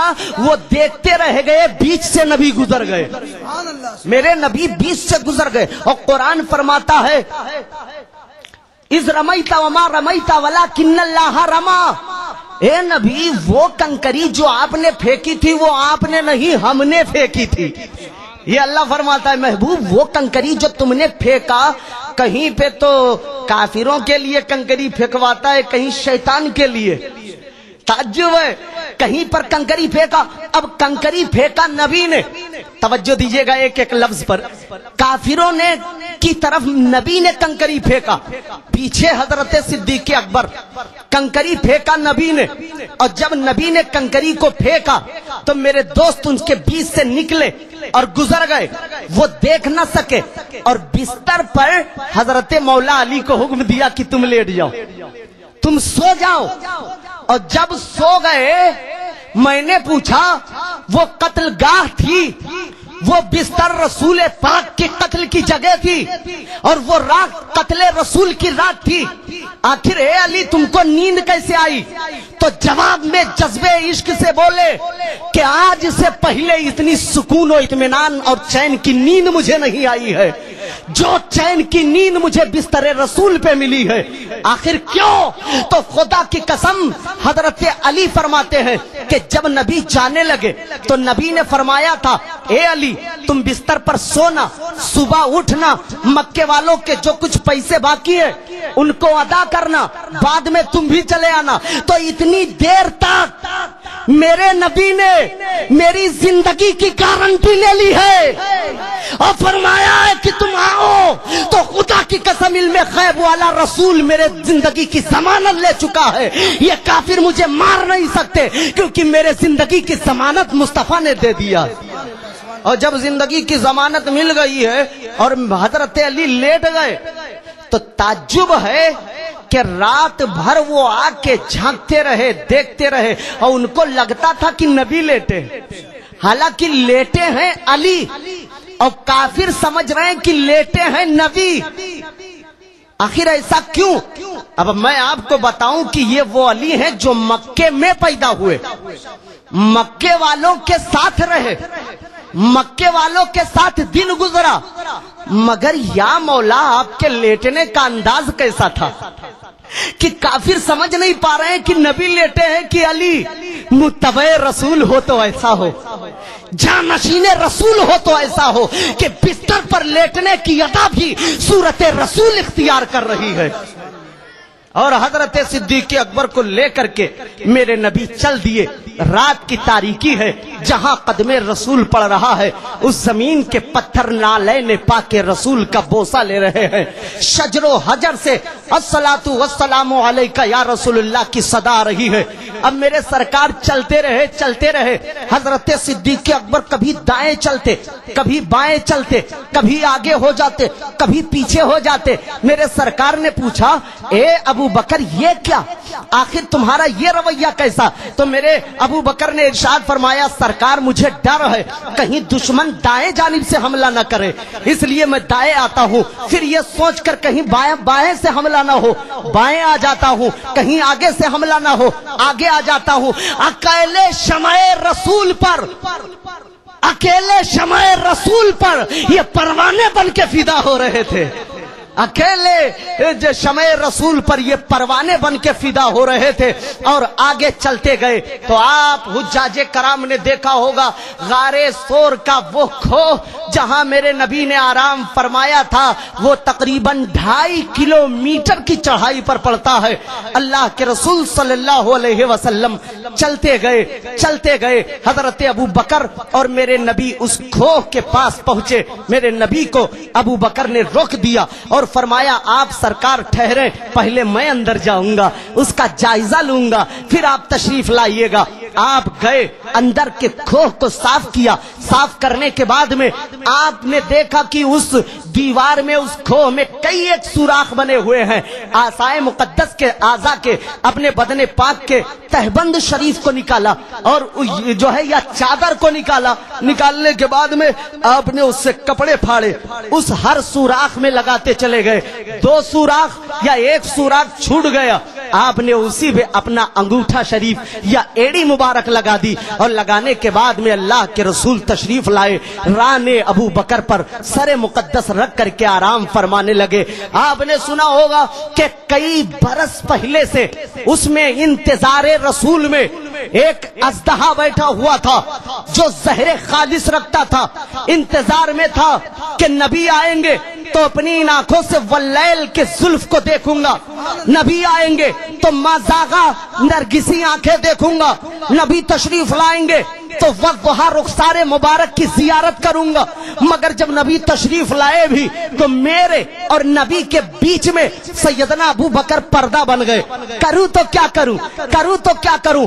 آواز دیا اپنے جذبے میں، سمجھیے گا، آواز دیا اپنے انداز میں کہ اے سیدنا ابو بکر، پائے مقدس کو ہٹاؤ، میں نبی کی زیارت کروں، پائے مقدس کو ہٹاؤ، میں نبی کی زیارت کروں، ورنہ میرے پاس ایسا زہر ہے کہ میرا ڈسا ہوا پانی نہیں مانگتا۔ حضرت ابو بکر صدیق نے ارشاد فرمایا کہ میرے پاس وہ نبی ہے کہ جس کے تلووں کا دھون ہے، آب حیات ہے، وہ جانے مسیحا ہمارا نبی۔ نعرہ تکبیر، نعرہ رسالت، علماء اہل سنت، سبحان اللہ سبحان اللہ۔ اسلام کے شہزادوں، آخر کار صاحب نے ڈسا، میرے نبی ادب کے لیے، لحاظ کے لیے ادبن بیٹھے رہے۔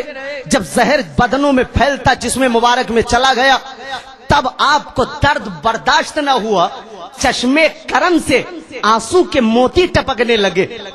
ان آنسوؤں کو سلام، صدیق اکبر کے ٹپکتے ہوئے ان آنسوؤں کو سلام، جو آج آنسو زمین پر نہیں رخ رسول پہ ٹپک رہے ہیں، میرے نبی کے چہرے مقدس پہ ٹپک رہے ہیں۔ اللہ کے رسول نے آنکھیں کھول دی۔ ابو بکر کیا ہے؟ سرکار اژدہے نے ڈس لیا، لعاب رسول عربی لگ گیا، شفا مل گیا۔ لعاب رسول لگا، میرے نبی نے اپنا لعاب مقدس لگایا، شفا اسے ملا کہ جیسے کبھی ڈسا ہی نہیں تھا، کبھی درد ہی نہیں تھا، کوئی تکلیف ہی نہیں تھی۔ مگر میرے دوست، یہ حضرت ابو بکر رضی اللہ تعالیٰ عنہ کا عشق ہے، یہ آپ کا جذبہ ہے۔ تبھی تو میرے نبی فرماتے تھے کہ جب میں نے اسلام کو پیش کیا ہے، جب میں نے دنیا والوں کے سامنے اسلام کو پیش کیا تو سب نے تو کچھ توقف کیا، کچھ ٹھہرے سوچنے کے لیے، کچھ رکے سمجھنے کے لیے، مگر ابو بکر نے بے سوچے سمجھے مجھ کو پسند کر لیا ہے، مجھ کو مان لیا ہے، میرے اسلام کو قبول کر لیا ہے۔ میں بتاؤں کہ وہ وقت تھا جب کلمہ حق کا میرے نبی نے اعلان کیا۔ اعلان ہونے سے پہلے حضرت ابو بکر رضی اللہ تعالیٰ عنہ چند قبیلے والوں کے ساتھ، چند قافلے والوں کے ساتھ ملک شام کی تجارت کے لیے آپ تشریف لے گئے۔ اس غرض سے جب آپ نکلے تو چلتے چلتے شام ہو گئی، سورج ڈوب گیا، رات کی تاریکی آ گئی تھی، باہر آگے کا سفر دشوار اور خطرناک تھا۔ اس وجہ سے وہ قافلے والے جس میں حضرت ابو بکر رضی اللہ تعالی عنہ اسلام میں داخل ہونے سے پہلے اس ملک شام کے غرض سے تجارت کے لیے تشریف لے گئے تھے، آپ جب گئے تو آپ ٹھہر گئے، اس لیے کہ آگے کا راستہ دشوار تھا، رات کی تاریکی تھی، اور نظروں سے دیکھا کہ سامنے ایک گرجا گھر تھا، ایک راہب اس میں رکھتا تھا جو بحیرہ نام کا تھا، بحیرہ راہب کا وہ گرجا گھر تھا جو کئی سالوں سے اس میں مسکون عبادت تھا۔ اب رات گزری، صبح ہوتے ہی اس نے ملاقات، وہ باہر نکلا اور اس نے پوچھا تم کون ہو؟ کہا میں حضرت میں ابو بکر ابن قحافہ ہوں، کس غرض سے آئے ہو؟ آپ نے فرمایا کہ میں ملک شام تجارت کے غرض سے آگے اور سفر کرنا چاہتا ہوں۔ اس راہب نے کہا ٹھہرو ٹھہرو، ابھی کچھ کچھ دیر انتظار کرو۔ وہ گرجا گھر میں گیا، وہاں سے ایک پھٹی بوسیدہ پرانی کتاب لے کر کے آیا اور اس نے کھول کر کے دیکھا، اور دیکھنے کے بعد میں رات کی تاریکی جب آئی تھی تو رات کی تاریکی میں حضرت ابو بکر رضی اللہ تعالیٰ عنہ اس جگہ پر جب لیٹے، آنکھ بند ہوئی تو کیا دیکھ رہے ہیں کہ آسمان کے چاند اور ستارے ٹوٹ کر میری گود میں آ رہے ہیں، میری گود میں آ رہے ہیں، میں ان کو چوم رہا ہوں، بوسا دے رہا ہوں۔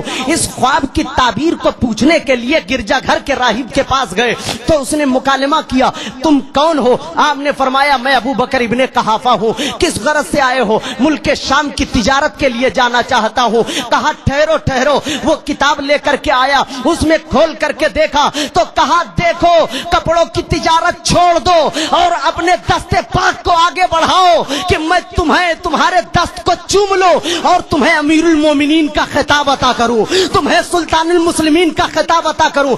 آپ نے پوچھا کیوں؟ کہا کہ جو نبی کا انتظار تھا وہ نبی مکے میں اس کتاب کے ذریعے دیکھ رہا ہوں کہ وہ نبی نے مکے میں کلمہ حق کو بلند کر دیا ہے، اعلان شروع ہو چکا ہے، جاؤ سب سے پہلے تم مسلمان بنو گے، صحابیت کا درجہ تمہیں ملے گا، میرے دوست نبی کے بعد خلیفہ بھی تمہیں تسلیم کیا جائے گا، تم ہی خلیفہ بنو گے۔ اس بے کسی کے الفاظ کو سن کر کے، حیران کن آواز کو سن کر کے آپ اونے پونے میں اپنے مال کو صرف کیا، بیچا۔ وہاں سے آئے تو آپ سیدھے گھر میں گئے۔ ابو جہل جب باہر نکلے، ابو جہل سے ملاقات ہوئی۔ ابو جہل نے کہا تم نے دیکھا نہیں محمد عربی نے کلمے کا اعلان کر دیا ہے اور وہ مکے کی گلیوں میں کہتے پھرتے ہیں کہ میں نبی ہوں، میں نبی ہوں۔ آپ نے اس کو چھوڑا، کوہ صفا کی جانب حضرت ابو بکر رضی اللہ تعالیٰ عنہ بڑھے اور کوہ صفا کے نیچے اللہ کا رسول جلوہ بار تھا۔ حضرت ابو بکر صدیق رضی اللہ تعالیٰ عنہ کو جیسے دیکھا میرے نبی استقبال کے لیے کھڑے ہو گئے اور اللہ کے رسول فرماتے ہیں اہلن و سہلن مرحبا، اہلن و سہلن مرحبا، اے ابو بکر آؤ، میں تو تمہارا ہی انتظار کر رہا تھا۔ سبحان اللہ، یہ علم غیب رسول ہے۔ آپ فرماتے ہیں ابو بکر آؤ، کلمہ پڑھو مسلمان ہو جاؤ، کلمہ پڑھو مسلمان ہو جاؤ۔ آپ فرماتے ہیں اے میرے سرکار میں تو مانتا ہوں کہ آپ سچے ہیں، اس لیے کہ آپ نے کلمے کو اعلان کرنے سے پہلے آپ کو کسی نے جھوٹ بولتے ہوئے نہیں دیکھا۔ آپ سچے ہیں، آمنا و صدقنا، ہم ایمان لائے کہ آپ سچے ہیں، مگر نبی ہونے کے لیے تو کوئی معجزہ ہونا چاہیے، کوئی معجزہ ہونا چاہیے۔ میرے نبی نے فرمایا اے صدیق، وہ معجزہ کافی نہیں ہے جو رات میں تم نے دیکھا تھا کہ چاند سورج تمہارے گود میں اتر رہے ہیں، اس سے بڑھ کے خبر اور کیا ہو سکتی ہے؟ ابو بکر ہاتھ جوڑ کر کھڑے ہو گئے کہ جو مکے کے دھرتی پر رہ کر ملک شام کے سرحد کی خبر دے، بھلا وہ نبی نہیں تو اور کون ہو سکتا؟ تکبیر، نعرہ رسالت، علماء اہل سنت، سبحان اللہ سبحان اللہ۔ تو میرے دوست، بے مثال جماعت کا نام صحابی ہے، لاجواب جماعت۔ چشمے فلک نے آج تک ایسی جماعت دیکھی ہی نہیں، آج تک کسی نے ایسی جماعت دیکھی ہی نہیں۔ اور بھی انبیاء مرسلین آئے، ان کے بھی صحابی ہوئے، مگر مصطفیٰ کے صحابی۔ ناگپور والوں، آج کے بعد مجھ سے یہ مت کہنا کہ میرے نبی بے مثال ہے کہ نہیں، مجھ سے مت پوچھنا کہ میرا نبی لاجواب ہے کہ نہیں، میں تو نبی کی ذات کو بعد میں لاؤں گا۔ میرا عقیدہ تو یہ ہے کہ جو میرے نبی سے منسوب ہو جائے وہ سب میں لاجواب ہو جاتا ہے، وہ سب میں بے مثال ہو جاتا ہے، اس کا جواب نہیں۔ اس لیے کہ ہر نبی کے پاس امت ہے، ہر نبی کے پاس امت ہے، مگر مصطفیٰ کے امت کا جواب نہیں۔ ہر رسول کے پاس کتاب آئی، مگر میرے نبی پہ جو کتاب آئی اس کا کتابوں میں جواب نہیں۔ جس شہر میں رسول پیدا ہو اس کا شہروں میں جواب نہیں، جس جانور پر میرے نبی سوار ہو جائیں اس کا جانوروں میں جواب نہیں، جس اونٹ پر میرے نبی بیٹھ جائیں اس اونٹ کا جواب نہیں۔ ارے ہر گھر میں بیویاں ہیں، مگر رسول پاک کے ازواج طاہرہ کا دنیا کے بیویوں میں جواب نہیں ہے۔ ہر گھر میں بیٹی ہے مگر مصطفیٰ کے بیٹی کا جواب دنیا کے بیٹیوں میں نہیں ہے. ہر گھر میں داماد ہے مگر نبی کے داماد کا جواب مصطفیٰ کے داماد کا جواب دنیا کے داماد میں نہیں ہے. ارے ہر کسی کے پاس غلام ہے مگر مصطفیٰ کا غلام سارے غلاموں میں لاجواب اور بے مثال نظر آتا ہے. سارے غلاموں میں لاجواب ہے. مگر میں آپ کو ایک سنجیدگی سے بات بتانا چاہوں گا کہ بھیا صحابی کی ڈیفینیشن اس کی تعریف سمجھنا بہت ضروری ہے. صحابی کی تعریف کو جاننا ہوگا کیونکہ جس دن سمجھ جاؤ گے عظمت صحابی کبھی نہیں بنو گے. اللہ تعالیٰ آپ کے سمجھ کو دن دونی رات چوگنی ترقی عطا فرمائے. صحابی کس کو کہتے ہیں؟ صحابی اس کو کہتے ہیں کہ جس میں دو خوبی ہو دو کمال ہو. پہلی خوبی تو یہ ہے کہ جو ماتھے کی نگاہوں سے میرے نبی کو دیکھا ہو ایمان کی حالت ہی میں دنیا سے چلا گیا. یہ دو صفت دو خوبی جس کے پاس ہے وہ صحابی ہے. دیدار رسول خاتمہ علی الایمان نبی کو دیکھا ہو ایمان پر چلا گیا وہ صحابی ہے. ابو جہل دیکھا ایمان پر مرا نہیں وہ صحابی نہیں. حضرت اویس قرنی رضی اللہ تعالیٰ عنہ کے بارے میں بتایا جاتا ہے کہ آپ ایمان کے ساتھ دنیا سے گئے مگر نبی کو دیکھے نہیں صحابی نہیں. جو نبی کو دیکھے اور ایمان کی حالت میں دنیا سے نہ جائے وہ صحابی نہیں ہے. اور جو نبی کو نہ دیکھے ایمان کی حالت میں دنیا سے جائے وہ بھی صحابی نہیں ہے. دیکھنا اور ایمان کی حالت میں دنیا سے جانا یہ دو کوالٹی ہے وہ صحابی ہے. اب صحابی کا عقیدہ سنو. اب عقیدہ سنو. وہ صحابی ہے کہ جس میں دو صفتوں دیکھا اور دنیا سے ایمان کی حالت میں چلا گیا. اور عقیدہ یہ ہے کہ وہ صحابی غوث اعظم سے افضل ہے. بولو غوث اعظم سے افضل. وہ صحابی غریب نواز سے افضل غازی پاک سے افضل تاج الاولیاء سرکار تاج الدین شاہ سے افضل. یہ عقیدہ ہو گیا. اور وہ بات دونوں سمجھ میں آ گئی کہ جس نے نبی کو دیکھا ایمان پر دنیا سے چلا گیا وہ صحابی ہے. اب بتاؤ ناگپور میں صبح 10 بجے نماز پڑھنے کا کوئی ٹائم ہوتا ہے؟ فجر ظہر عصر مغرب عشاء کوئی نماز کا ٹائم ہے؟ صبح 10 بجے رسول پاک صلی اللہ علیہ وسلم کی بارگاہ میں ایک آدمی آیا اور 10 بجے کلمہ پڑھا مسلمان ہوا اور گھر گیا 11 بجے مر گیا. صبح 10 بجے آیا کلمہ پڑھا کلمہ پڑھا مسلمان ہوا گھر گیا 11 بجے مر گیا. بتاؤ وہ صحابی ہے کہ نہیں؟ یہاں کے ٹائم سے 10 بجے کلمہ پڑھا اور 11 بجے انتقال ہو گیا صحابی ہے کہ نہیں؟ اور درجہ غوث اعظم سے بڑا ہے کہ نہیں؟ ہے بڑا. اب بتاؤ کہ صحابی کو بڑا بنانے میں غوث و خواجہ سے صحابی کا کون سا عمل ہے؟ صحابی کا کون سا عمل شامل ہے؟ ارے اس نے نماز تو پڑھی نہیں روزہ تو رکھا نہیں حج تو کیا نہیں زکات تو دیا نہیں. یہ بغیر عمل کے اتنا بڑا درجہ ملا کیسے کہ غوث و خواجہ سے افضل غریب نواز سے افضل اتنا بڑا درجہ. اور اگر درجہ بغیر عمل کے نہیں ہے تو جس آدمی نے 10 بجے کلمہ پڑھا اور ایک وقت کی نماز نہیں پڑھی نہ روزہ رکھا نہ حج کیا نہ زکات دیا گھر گیا انتقال کر گیا وہ اس غوث و خواجہ سے افضل اس غوث اعظم سے افضل جو غوث اعظم رات بھر عبادت الہی میں مصروف رہا ہر پر ذکر الہی ہر وقت خیال الہی جو ذکر الہی میں گم رہا ہو وہ اس غریب نواز سے افضل جو تجلیات الہی ربانی میں گم رہا وہ اس تاج الدین سے افضل جو عرفان ذات الہی میں عارف رہا. اب وہ 10 بجے کلمہ پڑھا نہ ایک وقت کی نماز پڑھی نہ روزہ رکھا نہ حج کیا نہ زکات دیا غوث و خواجہ سے افضل. اب نہ کہنا کہ درجے عمل سے ملتے ہیں. آج کے بعد مت بولنا کہ درجے عمل سے ملتے ہیں نیکی کرنے سے ملتے ہیں ثواب کمانے سے ملتے ہیں. اگر درجے عمل سے ملتے ہوتے تو اسے صرف مومن ہونا چاہیے تھا غوث و خواجہ سے افضل نہیں. مگر یہ کیا ہو گیا کہ 10 بجے کلمہ پڑھا، 11 بجے انتقال ہو گیا اور درجہ غوث و خواجہ سے افضل؟ تو کہا سن، اللہ کرے یہ جملہ سمجھ میں آ جائے، کہا سن غوث و خواجہ دیکھ، صحابی عمل سے نہیں بنتا، سبحان اللہ، صحابی عمل سے بنتا نہیں، اس لیے صحابیوں کا عمل ہمیں مت بتاؤ کہ وہ صحابی نے ایسا کیوں کیا، وہ حضرت علی سے کیوں لڑ گئے، انہوں نے ایسا کیوں کیا، انہوں نے فلانے سے کیوں کیا، امیر معاویہ نے امام حسن سے کیوں لے لیا۔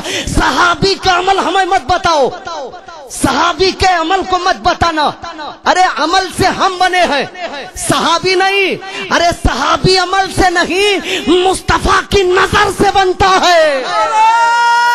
تکبیر، نعرہ رسالت، ذکر شہداء کربلا، سبحان اللہ۔ صحابی نظر سے نہیں بنتا، صحابی عمل سے نہیں بنتا، صحابی فتوے سے نہیں بنتا، صحابی تقوی سے نہیں بنتا، بنتا ہے نظروں سے۔ جب اس کی نظر مصطفیٰ کی نظر سے، جب مصطفیٰ کی نظر اس کی نظر سے، دونوں نظر جب نظر آ جائیں، میرا نبی اگر چلتے پھرتوں کو کلمہ پڑھا دے تو اس کا جواب نہیں، تو جب بننے والے کا جواب نہیں تو بنانے والے کا جواب کہاں سے لاؤ گے؟ آؤ، مگر بے مثال جماعت کا نام جماعت صحابہ ہے، اور ان کی عظمت کو میرے نبی نے فرمایا اور ارشاد فرماتے ہیں صحابہ کی عظمت کو بیان کرتے ہوئے، فعلیکم بسنتی وسنتی خلفائے راشدین المہدیین، اے لوگوں میری سنت کو بھی لازم پکڑو اور میرے خلفائے راشدین مہدیین کے بھی سنت پہ عمل کرو۔ اللہ کے نبی نے یہ بھی ہم سے فرمایا، اصحابی النجوم اقتدیتم فبأیہم اقتدیتم اہتدیتم، میرے صحابہ ہدایت کے ستارے ہیں، تم ان میں کسی کو بھی پکڑ لوگے تو ہدایت پا جاؤ گے، تم ان میں کسی کی بھی اقتدا کرو گے تو ہم ہدایت پا جاؤ گے۔ یہ تو میرے نبی نے ہم سے فرمایا ہے، الا ان مثل اہل بیتی فیکم مثل سفینۃ نوح من رکبها نجا ومن تخلف عنها ہلک، میری اہل بیت نوح علیہ السلام کے کشتی کی طرح ہے، جو اس میں سوار ہوا بچ گیا اور جو سوار نہیں ہوا ڈوب گیا، جو سوار نہیں ہوا ڈوب گیا۔ ہم سمجھ گئے میرے دوست، ہم سمجھ گئے کہ اہل بیت منزل تک لے جانے میں ہمارے لیے کشتی ہے اور صحابہ اس راستے کی روشنی، ہم اس کشتی میں بیٹھ کر اہل بیت کی روشنی میں اپنے منزل تک جائیں گے۔ جس نے صحابہ کو چھوڑ دیا وہ اندھیرے میں گیا اور جس نے کشتی اہل بیت کو چھوڑ دیا وہ ڈوب گیا۔ اس لیے نہ ہم اہل بیت کو چھوڑیں گے نہ صحابہ کرام کو چھوڑیں گے۔ ارے وہ صحابہ جن کی زندگی کا ایک ایک لمحہ، ایک ایک پل، ایک ایک گھڑی، اٹھنا بیٹھنا، چلنا پھرنا، کھانا پینا سب نگہ مصطفیٰ کے سامنے گزرا ہو، وہ صحابہ، ارے جن کے کفر سے تصور کلیجہ کفر کا پھٹ جائے وہ صحابہ،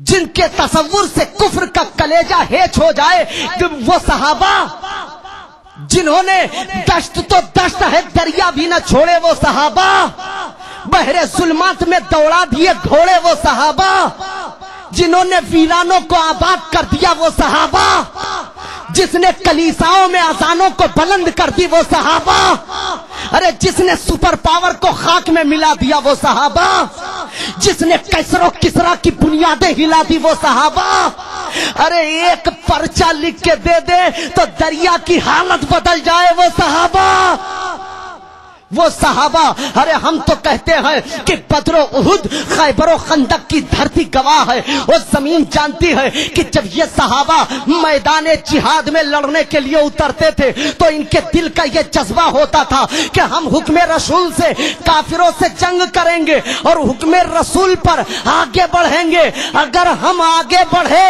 تو ہمارا یہ قدم دشمن کی چھاتی پر پڑے گا اور اگر حکم رسول سے کٹ گئے تو ہمارا یہ قدم جنت کی وادی میں پڑے گا۔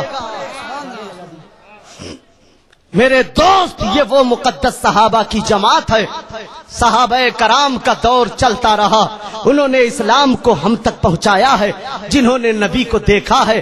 حضرت ابو بکر رضی اللہ تعالیٰ عنہ کی یہ ذات مقدس ہے، وہ وقت آ گیا کہ ٹھنڈی کا ایام تھا، آپ نے غسل فرما لیا اور جو ہی غسل کرنا تھا آپ بیمار ہو گئے، حالت علالت میں آ گئے۔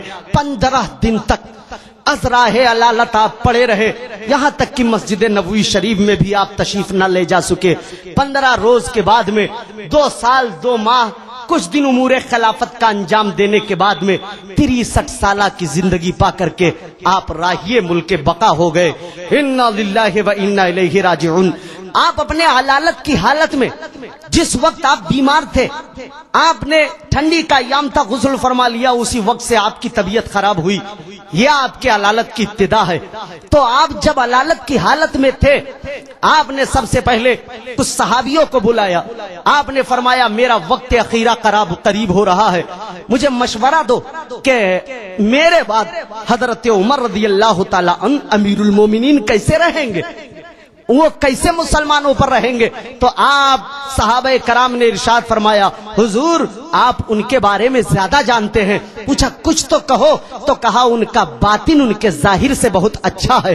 مجمع عام میں جب پوچھا حضرت ابوبکر رضی اللہ تعالیٰ عنہ نے فیصلہ لینا چاہا تو سب نے یہی کہا کہ حضرت عمر کا جواب نہیں ہے، ان کا ظاہر، ان کا باطن ان کے ظاہر سے بہت بہتر ہے۔ جس چیز پہ خدا خوش ہوتا ہے اسی چیز پہ وہ خوش ہوتے ہیں، جس چیز پہ خدا ناراض ہوتا ہے اسی چیز پہ وہ بھی ناراض ہو جاتے ہیں۔ حضرت ابوبکر نے حضرت عثمان غنی رضی اللہ تعالیٰ عنہ کو بلایا اور ارشاد فرمایا لکھو بسم اللہ الرحمن الرحیم، یہ پرچہ، یہ خط مسلمانوں کے لیے حضرت ابوبکر ابن قحافہ کی طرف سے۔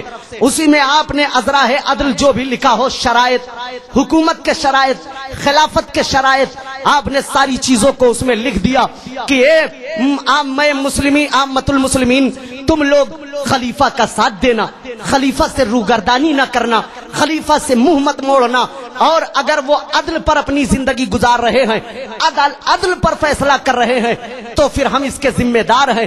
اگر دامن عدل کو عمر نے چھوڑ دیا تو قیامت میں ہر شخص اپنے کیے کا جواب دہ ہوگا۔ یہ لکھ کر کے سر بمہر کر کے حضرت عثمان غنی کو پرچہ دے دیا گیا۔ عمر فاروق اعظم اس سلطان المسلمین چن لیے گئے، خلیفۃ المسلمین چنے گئے، آپ کے دستے حق پرست پر بیعت کی گئی۔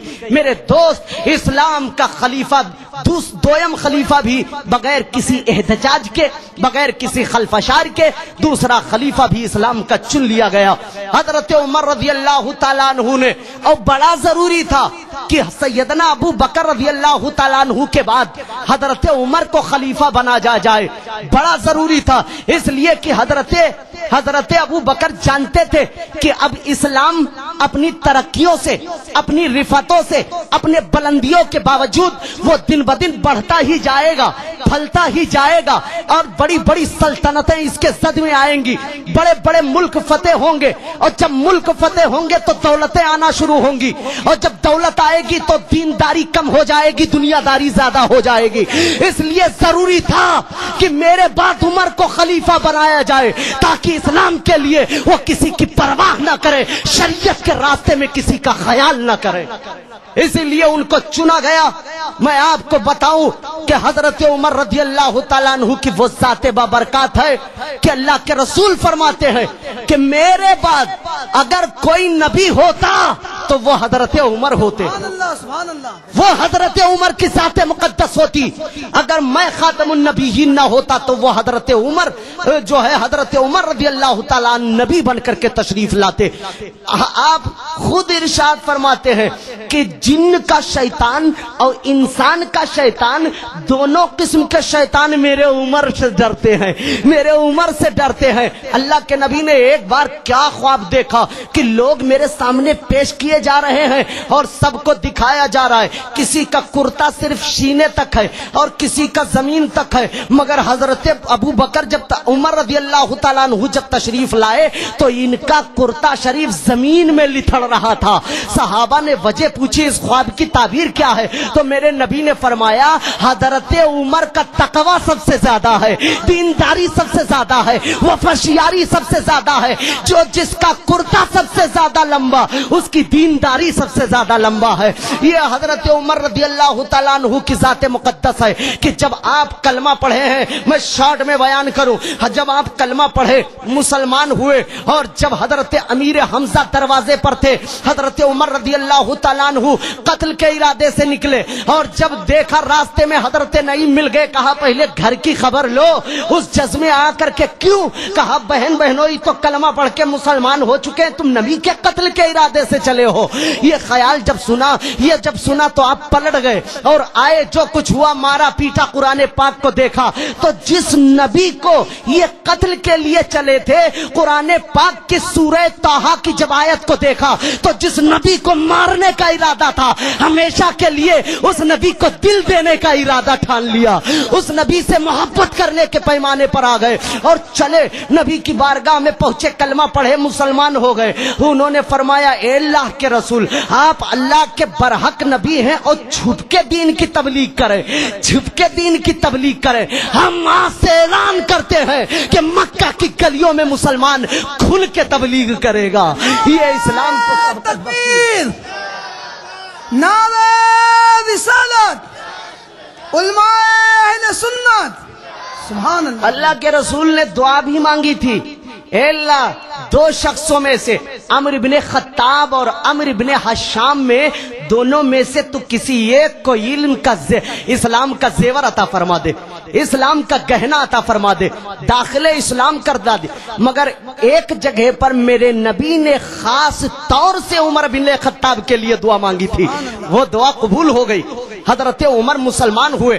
آج کچھ لوگ کہتے ہیں کہ ان کے بیٹے حضرت ابو شہمہ رضی اللہ تعالیٰ عنہ نے پہلے شراب پی اور شراب کا نشہ جب چڑھا تو جذبے میں آ کر کے ہوش و حواس کو کھو بیٹھے اور ہوش و حواس کو کھو دینے کے بعد میں زنا بھی کیا معاذ اللہ، اور اس پہ حضرت عمر رضی اللہ تعالیٰ عنہ نے گرفت فرمائی، سزا دی، کوڑے مارے، یہاں تک کہ ان کا انتقال ہو گیا۔ یہ غلط ہے، مسلمانوں کو چاہیے کہ اس طرح کا خیال بھی نہ لائے، گفتگو کرنا تو دور کی بات۔ حضرت عمر کے بیٹے کی شان میں یہ زنا کی نسبت بالکل غلط ہے۔ اور رہی شراب کی بات تو حضور انہوں نے شراب نہیں پیا تھا، نبیذ پیا تھا۔ عمدۃ الرعایا شرح وقایا میں لکھا گیا، بتایا گیا کہ نبیذ دو قسم کی ہوتی ہے۔ ایک تو نبیذ وہ ہوتی ہے جو کھجور ڈال کے صرف رس کو نچوڑا جاتا ہے، ایک نبیذ تو جائز ہوتی ہے، حلال ہوتی ہے، پاک ہوتی ہے۔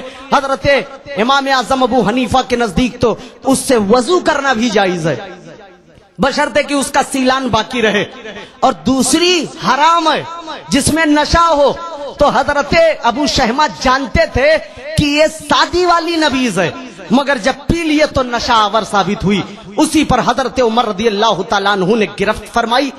آپ نے سنا ہوگا کہ آپ کے زمانے میں آپ گورنر حاکموں پر سخت سے سخت کڑی نظر رکھتے تھے۔ آپ جب کسی کو کہیں کا حاکم بناتے تھے تو پہلے لکھوا لیتے تھے کہ وہ ترکی گھوڑے پر سوار نہیں ہوگا، عمدہ قسم کا کھانا نہیں کھائے گا، ریشمی لباس نہیں پہنے گا، وہ اپنے دروازے کو حاجت مندوں کے لیے کبھی بند نہیں کرے گا، اپنے دروازے پر وہ واچ مین نہیں کھڑا کرے گا۔ مگر یہ شرائط کے ساتھ ساتھ جب حاکم مصر حضرت جو ہے ایاز بن غنم رضی اللہ تعالیٰ عنہ کو سننے میں آیا کہ وہ ریشمی کپڑا بھی پہنتے ہیں اور دروازے پر واچ مین بھی رکھتے ہیں، تو حضرت محمد بن مسلم کو بھیجا کہ جاؤ مصر میں، اور جس حال میں ایاز بن غنم رضی اللہ تعالیٰ عنہ صحابی رسول ہے، جس حال میں پاؤ ان کو لے کر کے آؤ، لے کر کے آئے اور حضرت عمر کے دربار میں پیش جب کیا گیا تو آپ نے ان کے لباس کو اتار کے ایک کمبل دیا تھا اور بکریوں کی تمام ریوڑ دے دیا تھا کہ جاؤ تم مسلمانوں پر حکومت کرنے کے لائق نہیں ہو، بکری چلانے کے لائق ہو۔ اسی دن سے آپ کا نام مبارک ایاز بن غنم پڑ گیا ہے۔ یہ آپ کا جذبہ تھا، یہ آپ کی روحب تھی، یہ آپ کا استقلال تھا کہ آپ کے زمانے میں बड़े बड़े ममलिकत इस्लामिया के हाकिम भी सर उठाने की हिम्मत नहीं रखते थे।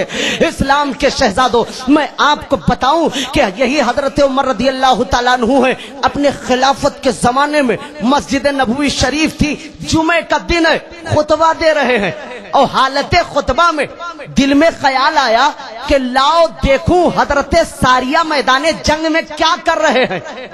उस दिनों में उस वक्त मुसलमानों का एक दस्ता काफिरों से जंग कर रहा था कई हजार किलोमीटर दूर मैदान में, और हजरत उमर रदी अल्लाह तआला अन्हु ने जब चाहा कि लाओ देखो मुसलमान क्या कर रहे, तो यहीं से आपने मुसलमानों का मैदान देख लिया। सुभान अल्लाह। और आप फरमाते हैं जो कमांडर थे, जो सिपाही सालार थे फौज के, उनका नाम सारिया था। आपने फरमाया या सारियतुल जबल, यहीं से फरमाते हैं या सारियतुल जबल। वो मस्जिद नबवी के मिंबर गवाह है। उमर रज़ी अल्लाह तआला अन्हु ने फरमाया या सारियतुल जबल, ए सारिया पहाड़ के पीछे देखो, पहाड़ के पीछे देखो। और जब हजरत सारिया ने उस आवाज को सुना और जब पीछे मुड़ कर देखा तो काफिरों के साये रेंग रहे थे। फौरन आपने मैमना मैसरा को बदल दिया, फौरन आपने जंग की चालों को तब्दील कर दी और पीछे से आने वालों पर जो हमला किया है तो वो पीछे ही रह गए। हजरत सारिया रदी अल्लाह तआला अन्हु ने सुना कैसे, ताज्जुब में कि कई हजार किलोमीटर की जगह ये पर्दा, बीच बीच में मस्जिद नबवी की दीवारें पर्दा, बीच बीच में मकानात खुद पर्दा, फिर इतने किलोमीटर की फासला ये खुद पर्दा। हजरत उमर ने जब या सारिया पुकारा तो वहां पर सुना कैसे, ताज्जुब की बात है। और हजरत उमर जिसे चाहते हैं कि सुने, सिर्फ वही सुन रहा है। ये बीच के दर दीवार नहीं सुन रहे, बीच के लोग नहीं सुन रहे, मदीने की आबादी नहीं सुन रही है, और जो मकानात के लोग हैं वो नहीं सुन रहे। हजरत उमर ने जब चाहा कि सारिया सुने तो सिर्फ हजरत सारिया ही सुन रहे, दूसरा कोई नहीं सुना। मगर मैं अगर यहां से पुकारूं, आप वहां खड़े हो, तो बीच में जितने लोग हैं वो सुनेंगे, मगर कंट्रोल देखो, इख्तियार देखो, तसर्रुफ देखो, जिसे चाहते हैं सिर्फ वही सुनता है। हजरत उमर ने जब यहां से पुकारा तो दो ले और सुना था। एक नबी के पास कदमों में मिंबर के पास बैठा हुआ था, उसने सुना था, और एक हजरत सारिया के बगल में खड़े हुए थे, उन्होंने सुना था, और किसी ने नहीं सुना था। या रसूलल्लाह, ये अमीरुल मोमिनीन, आखिर इसमें राज क्या है कि जो कदमों में हो तो सुने, जो वहां हो वो सुने। हम समझ गए, सुन्नियों मदीने से दूर रह करके रोया ना करो, बस अपने दिल को मदीना बना लो, जब वो चाहेंगे तुम उनकी सुन लोगे और मदीना में तुम्हारी भी हाजिरी हो जाएगी। अब ये कहते मैंने कुछ सुना ही नहीं, ठीक ही तो बोलते, जब नबी ने चाहा कि तुम ना सुनो तो तुम काहे को सुनोगे। जो नबी के कदमों में होगा वो सुनेगा, और जो अपने दिल को मदीना बना लेगा वो सुनेगा। ये बीच वाला क्या सुनेगा, ना इधर का है ना उधर का है। अल्लाहुम्मा सल्ली अला सय्यदना व मौलाना मुहम्मदिन व बारिक व सल्लिम सलातो व सलामन अलैका या रसूलल्लाह। हजरत उमर फरमाते हैं कि जब मक्के में एक मुसलमान हुआ तब मैं मुसलमान नहीं था, दो मुसलमान हुए तब भी मैं मुसलमान नहीं था, 20-30 मुसलमान हो गए तब भी मैं मुसलमान नहीं था, 35, 36, 37 मुसलमान हो गए तब भी मैं मुसलमान नहीं था, 38, 42 मुसलमान हो गए तब भी मैं मुसलमान नहीं था। और जब मैंने सुना कि मेरे धौंस धमक में 39 मुसलमान जब कलमा नहीं पढ़े थे, 39 मुसलमान, तो मैं गुस्से से पागल हो गया। एक एक लफ्ज को देखिएगा, गुस्से से पागल हो गया। और फरमाते हैं कि मैंने तलवार निकाल ली और कहा अच्छा बस बहुत हो गया, अब हम 40वां होने नहीं देंगे, 40वां होने नहीं देंगे। 40वां लफ्ज पे गौर कीजिए, 40वां होने नहीं देंगे। इन मौलवियों से पूछो, अच्छा बताओ जब हजरत उमर ने फरमाया था 40वां होने नहीं देंगे तो किस हालत में थे? कुफ्र की हालत में। इन मौलवियों से पूछता हूं कि जो बात कुफ्र की हालत में हजरत उमर ने कही थी, कलमे की हालत में तुम क्यों कहते हो?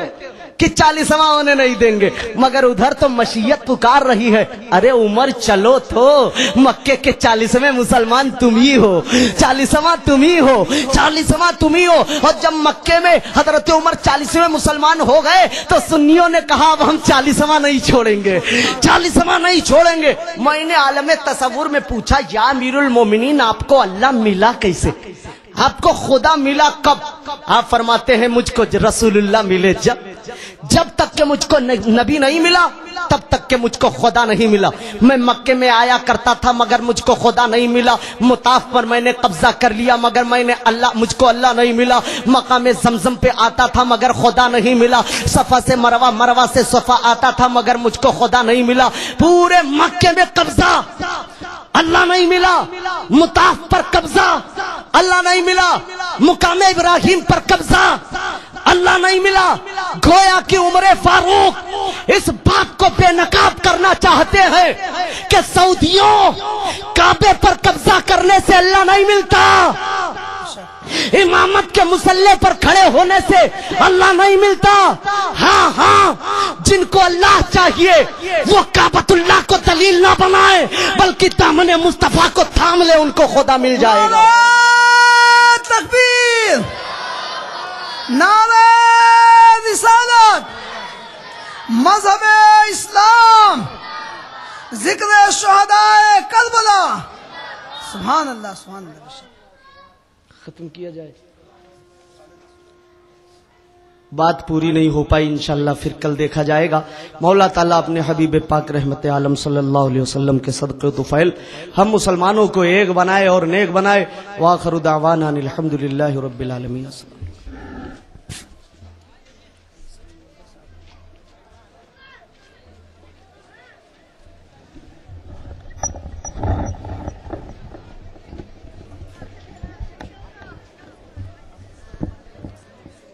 یا نبی سلام علیکہ، یا رسول سلام علیکہ، یا حبیب سلام علیکہ، صلوات اللہ حبیبی یا رسول اللہ،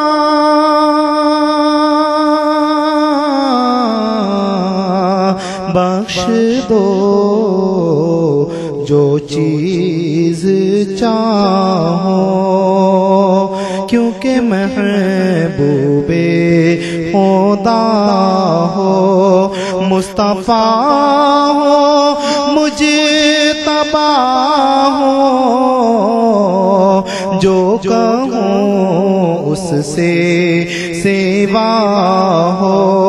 یا نبی سلام علیکہ، یا رسول سلام علیکہ، یا حبیب سلام علیکہ، صلوات اللہ حبیبی یا رسول اللہ۔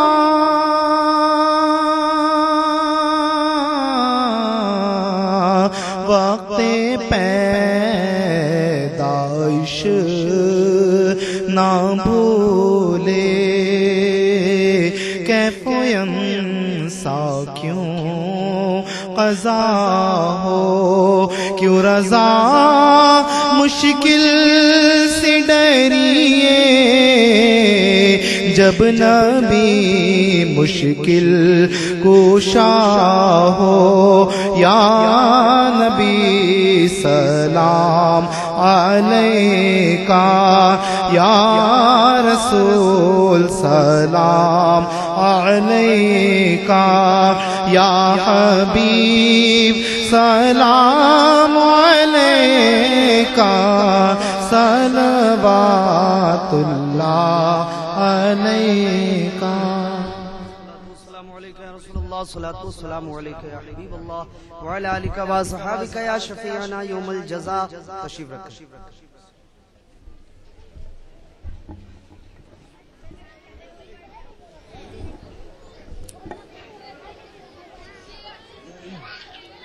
الفاتحة إلى روح النبي الأكرم صلى الله عليه وسلم.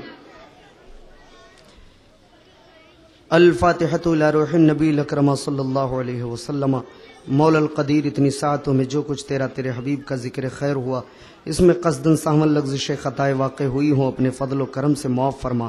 الفاظ صحیحہ کو قبول فرما. تیرے ربوبیت کے صدقے حضور سرکار دو عالم صلی اللہ علیہ وسلم کی بارگاہ بے کس پناہ میں نظر مولا قبول فرما. تیرے محبوب کے صدقے آپ کی مقدس اہل بیت ازواج مطہرات صحابہ کرام کی بارگاہ میں نظر مولا شرف قبولیت سے مشرف فرما. خصوص سید شہدائے کرب و بلا آپ کے رفقا آپ کے چاہنے والے آپ کے عشق میں جان کو راہ خدا میں لٹانے والوں کی بارگاہ بے کس پناہ میں نظر ہے مولا تو شرف قبولیت سے مشرف فرما. اے اللہ اس دنیا فانی میں ولایت کے درجے پر فائز ہونے والے جتنے بھی اولیاء کاملین غوث قطب ابدال اوتاد تشریف لا چکے ہیں یا صبح قیامت تک آتے رہیں گے ان سب کے روح پاک کو اس کا ثواب نظر ہے مولا قبول فرما. ہمارے اٹھے ہوئے ہاتھ جھکے ہوئے دل نکلتے آہ فریاد کو مستجاب الدعوات فرما لے.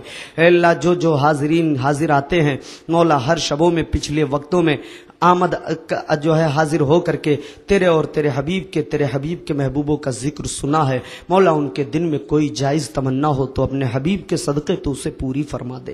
رسول گرامی وقار صلی اللہ علیہ وسلم کے صدقے ہم گناہگاروں کو تو ایک بنا دے اور نیک بنا دے.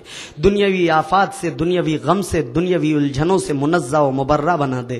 اپنے حبیب رحمت عالم صلی اللہ علیہ وسلم کے صدقے فضل فرما دے کرم فرما دے رحم فرما ذریعہ نجات باعث ہدایت عطا فرما. ہم میں کوئی بیمار ہو بیماری سے شفائے کاملہ بخش دے. ہم میں کوئی پریشان حال ہو پریشانی سے تو آزادی عطا فرما دے. ہم میں کوئی اگر بار قرض کے تلے دبا ہو تو اسے بار قرض سے تو رہائی عطا فرما دے. اے اللہ کوئی بے اولاد ہو تو اسے نیک صالح اولاد عطا فرما.